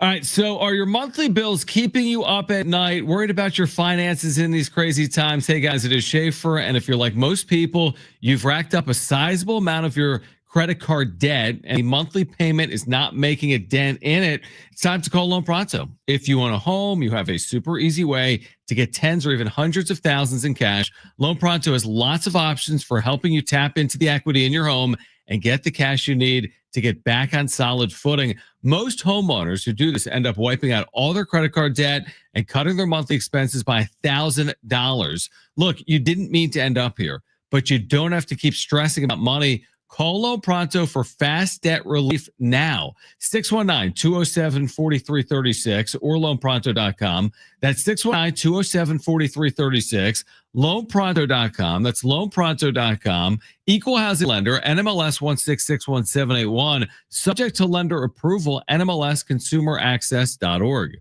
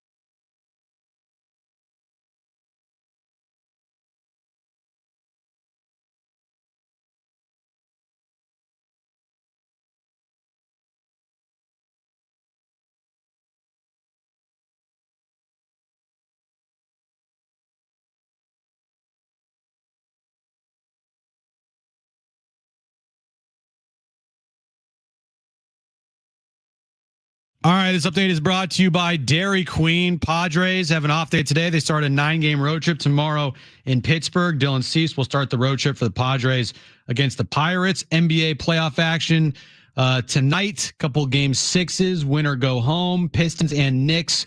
Knicks lead the Pistons 55-51 with 2:40 left in the first half. Clippers and Nuggets game 6 in LA at the Intuit Dome. Tips off at 7 p.m. Clippers looking to force a game 7. Get big summer flavor in every bite with the new DQ Summer Blizzard Treat Menu featuring new mixing bowl mashup, fan favorite s'mores, and more for a limited time. Right now at DQ, happy tastes good at participating locations. All right, Jim's back page is ahead. And if you missed it earlier, we had a great conversation with a really good play-by-play guy, Rich Waltz, CBS, Apple TV, calls Mountain West football and basketball. He's calling Padres and Pirates tomorrow night on Apple TV Plus. We started the conversation asking about how impressed he is with the Padres off to this 19-11 start. Hey, it's great to be on, and thanks for the compliments. The Apple TV games are a lot of fun to work on for a broadcaster too. A lot of cool toys, cameras, tech. The MLB Network folks in the production truck. It's all good, and it's been fun to watch the Padres this week, just prepping for this game. They had a great start and then a stumble and a nice little 2-game sweep of the Giants. Look, the pitching staff is terrific. Pavetta's arrival has been outstanding. The bullpen's lights out. We had in our research, we get a lot of research from MLB Network for these games, and a really good breakdown on the bullpen and all that. And don't score a lot of runs. I think I just saw that right now after the game today, they're 21st in the major leagues in runs scored. But when your ERA is 2.86 as a team, you don't need to. But I think they'll start to score more runs as it goes on. Bogarts finally got his first home run the other day, and if he can start to swing it, that certainly will help it. Arraez is back, right? Hopefully Jackson Merrill and Cronenworth are back soon as well. So look, 19-11 is a good place to be. Rotation should get healthier. Hopefully if Darvish gets back soon. Bullpen's great. I think that's all good. And there's no transfer portal in the National League West. Yeah. Last time I looked. Yeah. Thankfully there is no transfer portal. What makes the Apple TV broadcast, stand out among other broadcasts with all the, analytic numbers and everything that goes into what we're going to see, tomorrow night? There's a lot of things that go into it. Apple is very much involved in this. They like to have a look. The graphics are very different. The graphics look a lot like your iPhone would. The cameras that they use are a little bit different, sharper, cool images. That Megalodon type camera that they have that's on the field. We get incredible access on the field with our cameras in terms of interviews, in terms of following guys out on the field, following guys around the bases on home runs and stuff like that. Don and Mud and that show, my buddy Jason Lewis is their terrific producer. The Padres have one of the great vibes in terms of their telecast, right? It's very unique. It's very San Diego. Those two guys have such great chemistry. And so that's a show that I really like. With Apple, it's a really different vibe. The technology is different. We have a lot of in-game sound from the field, sound from managers, sound from players. We actually, there's always a spot where we take, and we have terrific audio folks that are in the truck and around the ballpark. We take a batter or two, and all we do is just listen to the sounds around the ballpark. And it's, especially if you've got a surround sound system with your TV hookup, you hear the vendors, you hear the chatter in the batter's box. You get a really clear umpire, catcher, conversation type stuff. All of those things I think Apple is really proud of. It's a team effort. It's Apple's sports division. Royce Dickerson is a terrific visionary guy that's leading that. And then you've got MLB Network, who for years has been the gold standard of production in terms of the showcase games, and they've kind of channeled a lot of that into these Apple Friday night shows. So it's a really good combination of those two. Baseball savvy. You can get as much information as you want, and you have some analytics, but as a play-by-play announcer, and I'm with Ryan Spilborgs, who's just such a fun guy to do games with. Trisha Whitaker's our sideline; she's really involved. I like storytelling. I like knowing about Tirso Ornelas. I like knowing about Tatis and his year that he's had. So analytics are big, but I'm more into the storytelling stuff. Tirso's story of 8 seasons in the minor leagues and all those plate appearances and now getting a shot and all of that. And I'm really interested to talk to Mike Shildt too in his second year. We get long meetings with managers for each game. he's a guy that I always liked in St. Louis. I thought he got a really raw deal there, and I thought the Padres were, smart to bring him on and smart to give him the job when Bob left for San Francisco. And he's that I really feel, and you guys would know this better than me because you're around the club, but just looking at these guys, talking to people I know in that organization, it feels like the clubhouse chemistry is so much better than it was in 2023. Am I right, or am I just dreaming that? No, up? I think that's basically what the belief is. That Mike Shildt points people and teams in the same direction. He really gets credit for that here. I mean, you look at his overall managerial arc between St. Louis and San Diego is incredible. I mean, the guy's done everything but really win at the highest level in the postseason. But what he's done in the regular season has been absolutely incredible. We're with Rich Waltz, Apple TV Plus. By the way, they do a terrific job with Major League Soccer as well, because we've been watching San Diego FC on Apple TV. Again, we'll have the call tomorrow, Friday Night Baseball, Padres and Pirates. Speaking of the Pirates, what is it like? Like, what are they selling? Obviously, they've got this NL Rookie of the Year in Paul Skeens. Haven't been in the postseason in forever, and those were wild card series. Seemingly from the outside, you would think that Paul Skeens eventually will end up somewhere else, because that's just how it works in some of these smaller markets that aren't San Diego. What's the belief in the organization in terms of how they get this thing right moving forward?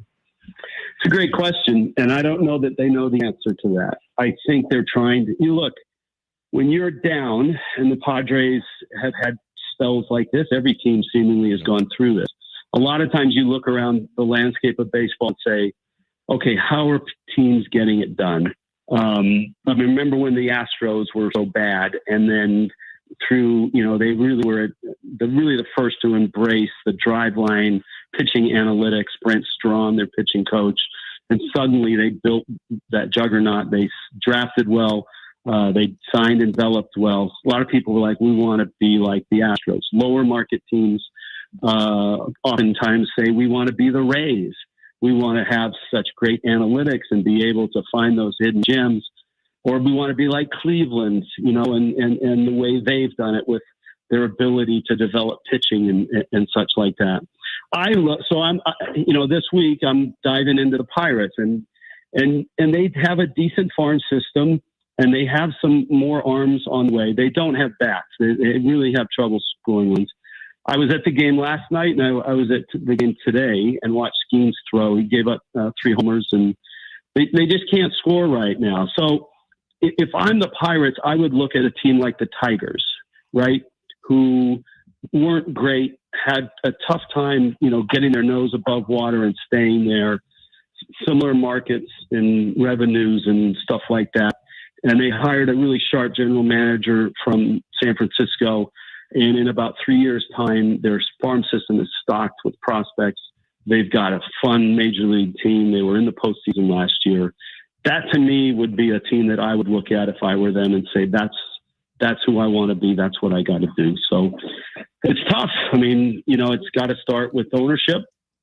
The Padres, the beneficiaries of an ownership group that really had put money into it and really wanted to win and all of that. And I think that's helped certainly down there. And I think that's, probably what's lacking in Pittsburgh is, hey, can we get a plan that works, and can we put funds into it? It's not just, I talked to we had Cleveland last week. It's not just, let's go sign big free agents. Let's lock everybody up. Let's have a big payroll.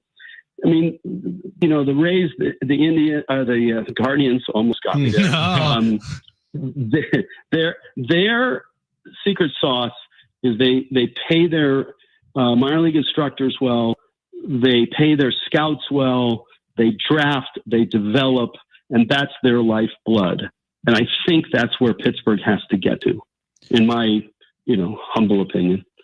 You mentioned Fernando Tatis Jr. You're excited to, watch him tomorrow and the story of how he has played this year. I'm curious to get your opinion on where would you put Tatis over the entire landscape of baseball when he's fully healthy? Like, do you put him top 3, top 5? Like, where, in your opinion, when Tatis is playing like this, you would have him ranked in all of baseball?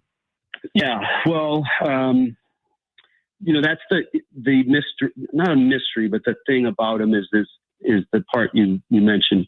Yeah. Healthy. Can he stay healthy? Last year, I believe it was a stress reaction in his leg. I think he played just over 100 games. And of course, in 22, he had the PED season. He's as good as anybody. I mean, really, I love the fact that he's in the leadoff spot. You know, teams are really, you know, a lot of teams have started to shift a guy like a dynamic hitter into that leadoff spot. Yeah, I mean, like, I'd love to see 150 games this year and see where those numbers end up. And I think too, and again, I'll defer to you guys because I'm curious about this too. Part of the clubhouse chemistry to me, maybe addition by subtraction, back in, you know, between 23 and 24 with a certain superstar, but I think Tatis has done a pretty good job of winning the clubhouse back in 23, maybe probably 24 as well. Because when you go through something like you did in 22, there's a lot of damage and stuff you have to repair. And it really feels like he's gone, you know, he's been able to do that, which I don't think is easy, but I think that's helped too. Am I missing that? No, I think you're spot on. He's just grown up, Rich, kind of in front of our eyes. I mean, he came up as a kid and he was very like laughable and amicable, even with serious subjects when he was younger. And you don't really hear that as much from him. Like anyone, it's like when we were 20, we weren't under a microscope. You know, when he was 20, he was under a microscope. And I just feel like Fernando Tatis Jr., he says the right things. Like he's very aware. He's matured a lot. I would also say just like nobody wants to go through a PED suspension. And I'm not saying he's better for it, but it does feel as if he's learned from everything that kind of played out. It also helped him too because he ended up getting surgery that offseason, which he would have never gotten if he never got suspended. Yeah, the shoulder, right? Yep, the shoulder and the wrist. So he kind of got healthier. Yeah. But I think it's a good point, Rich. Right.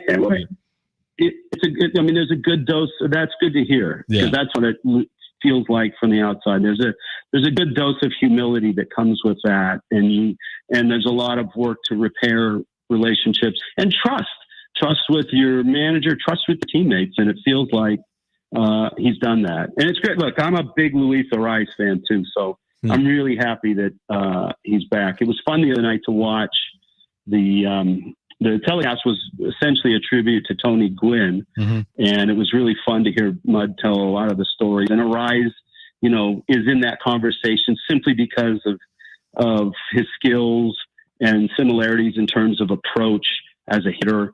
So I'm really happy that Arraez is back. And it's, you know, Tony Gwynn for me has always held a really special spot because as a young broadcaster, I was with the Mariners for a good spell, and then the Marlins. As a young broadcaster with the Mariners, we'd come in, and they were back then interleague partners with the Padres. So I remember coming in as a young broadcaster, and you know, the first time I went down it was then Jack Murphy, and go over to the Padre side, and there's Tony sitting on the bench by himself at 3:00 in the afternoon. You know, no one's out. Tony's out, and it's like, hey, he'd say, "Hey, come on over, let's talk." And we would talk about basketball most of the time, and the fact that he was such a great point guard. And I, at that time, was starting to do some Mountain West stuff. Coach Fisher had just arrived at San Diego State, and Tony was like, you know, a lot of stories about playing BYU and stuff like that. So that was really fun. And then you ask him hitting questions. I was a college player, so I immediately have got questions about, you know, hitting. And he was just so good to someone, a nobody like me. And then in subsequent times when I saw him, I would watch him, and he was the same way with ushers, with security people, with other broadcasters, with other players. So that's one of the fun thing for me when I get to go to San Diego and do baseball or do a Padres game. No doubt about it. Really well said, Rich. We enjoyed you hearing that insight and that perspective and those stories. We're looking forward to your call tomorrow night, Friday Night Baseball, Apple TV, 3:40 Pacific, Padres and Pirates. And then I'm sure we'll see you in San Diego soon for either a Padres game or an Aztecs football or basketball game. But we appreciate you hopping on, Rich, and have a good call tomorrow night. All right?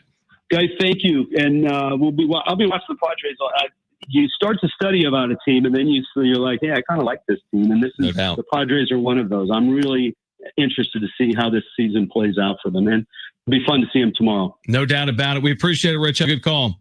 All right, thank you. See you guys.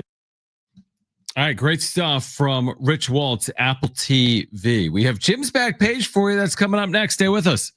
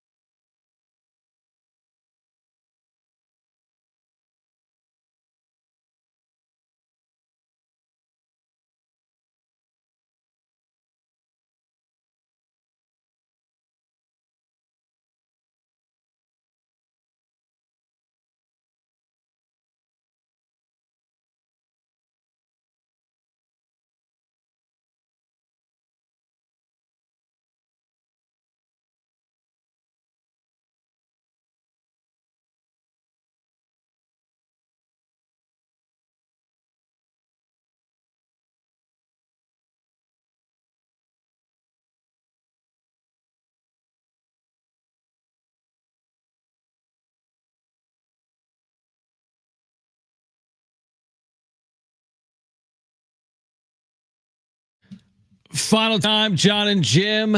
Day one of Marshall on the board, filling in for Brent. Listen, Marshall, my first day on the board, I'm pretty sure something exploded. Like it was a disaster. Well, I would be an absolute train wreck. Marshall's already a million times better than you ever That's were. my point. Yeah, he's been here for a day. You have done better than I could do after 5 years. Yeah, it would be we'd be playing like Fox Sports Radio randomly, and then It would be would like have fired off some FCC random macro, or- and yeah, it's been awful. So I think it's been a good debut. I've had some really bad days myself in the past on the board. Well, you were that one day when Brent had to pick up his dog, Peanut, and you like it's cool. I'll just go back there and do the show from back there. You were awful. Well, it's hard to do. The phone was ringing. Yeah, the phone was ringing. We're trying to do the show. Right. And I'm trying to do like 6 different things while also being on the radio. That was difficult. It was tough. But we did it all for the pandemic season when I was running the board back there for our wrap-up shows. Everything was fine. It was just one day for some reason. I don't know. That was just a weird day. Everything was going wrong. Everything was going. Well, the phones wouldn't work. I remember that. The phones wouldn't work. And so then I was trying to get the phones working, and it was just me and you. Yeah. This has worked out pretty well. I mean, behind the scenes, this has worked out pretty well. So, Marshall, good job. The worst, I've told you this before, I'll tell our listeners, the worst moment of my time ever running the board was during a Chargers game. And I was running the Chargers broadcast at the time. And in our logs are like the opens of the broadcasts with all of the Chargers football is brought to you by. Yeah, all the sponsors. And this time it's an NFL broadcast. There's like 15 sponsors, and it's the open of the show is worth a lot of money. I didn't play the open of the broadcast. And you just told Josh Lou, and you're like, you're hot. I'm like, just start talking. It was a disaster. Now, yes, it was my fault.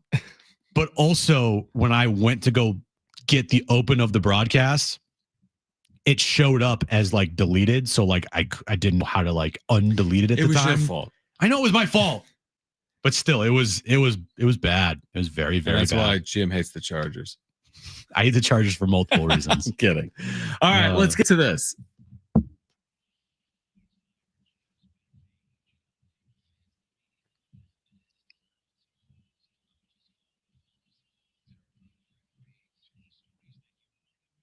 I still don't understand that open, but it makes no sense. It is what it is. Right.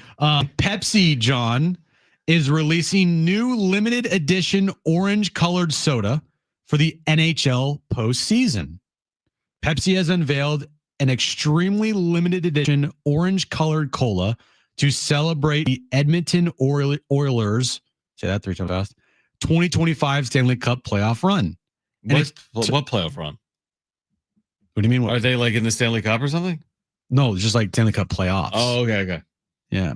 It's turning heads across the city and the country. While the drink still features Pepsi classic flavor, the vibrant orange hue pays tribute to the team's iconic colors and electric energy for the playoff season. Love that.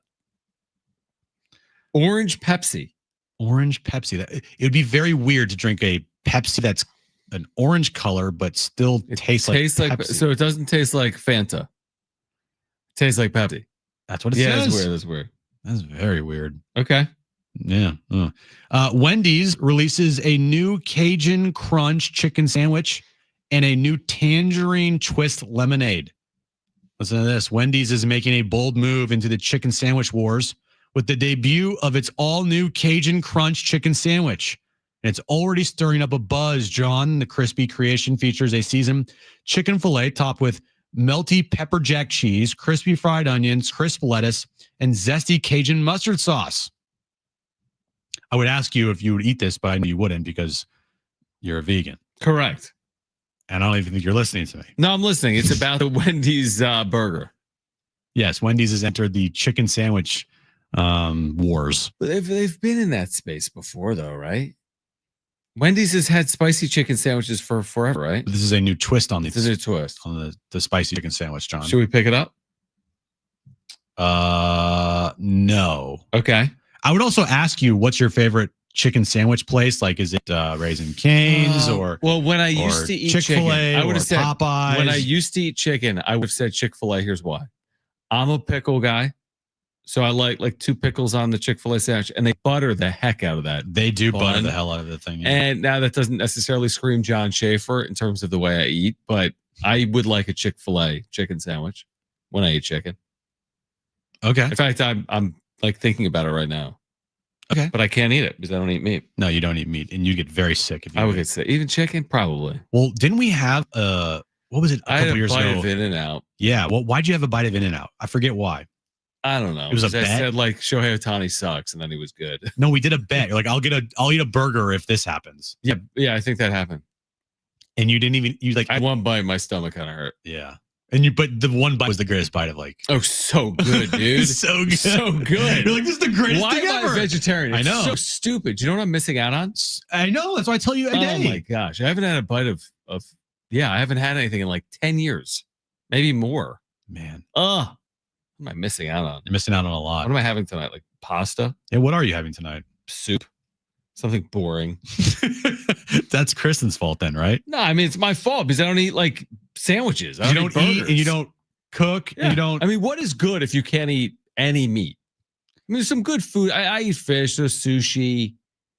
I like sushi. I do. I like. if I There's couldn't certain if things I, I if like. I didn't eat meat, it'd be a problem. What do you got, Marshall? Beyond Burgers. Yeah, I like Beyond Burgers. Thank you. I haven't had one in forever. Yeah, exactly. They're not that bad, dude. I Have you ever had one? can't remember. You have. It just doesn't do it for me. Finally, John, the internationally renowned Museum of Illusions Okay. is set to open its first California location on May 23rd, 2025, in the heart of the gas lamp corridor, Wow. located at 665 Fifth Avenue. The 9,000 square foot venue will feature over 80 mind bending exhibits designed to dazzle the senses and challenge perception. With a mix of optical illusions, 3D holograms, interactive rooms, never before seen installations inspired by San Diego's surf culture and coastal landscape. A spokesperson with the museum says it aims to blend entertainment with hands-on education for visitors of all ages. I'll do that. This does sound pretty cool. Yeah, it's cool. The museum will operate Monday through Friday at 9 a.m. to 9 p.m. Mhm. and on weekends from 9 a.m. to 10 p.m. with last admissions 1 hour before closing. This looks pretty cool. So it's like the illusion where you're in a room with upside down, but everything's on the ceiling. I don't know. It's kind of cool. All right, we can hit that up. When's it open? I just said May 23rd. That's what I thought. Yeah, And no. I didn't know if it was an illusion. If you actually said that. Yeah. All right, we're going to be back tomorrow at 2 p.m. Kevin Acey will join us before Padres and Pirates get underway from Pittsburgh, the Steel City, if you will. All right, if you missed anything today, sportsst.com, iHeartRadio app, iTunes, TuneIn Radio, or Spotify. If you're listening to us on podcast, you can leave a review as well. We appreciate that. Marshall, well done. Enjoy the evening. We didn't burn the place down. That's good. Not yet. For Marshall and Jim, I'm John. Keep it here. This is San Diego Sports 760. Okay.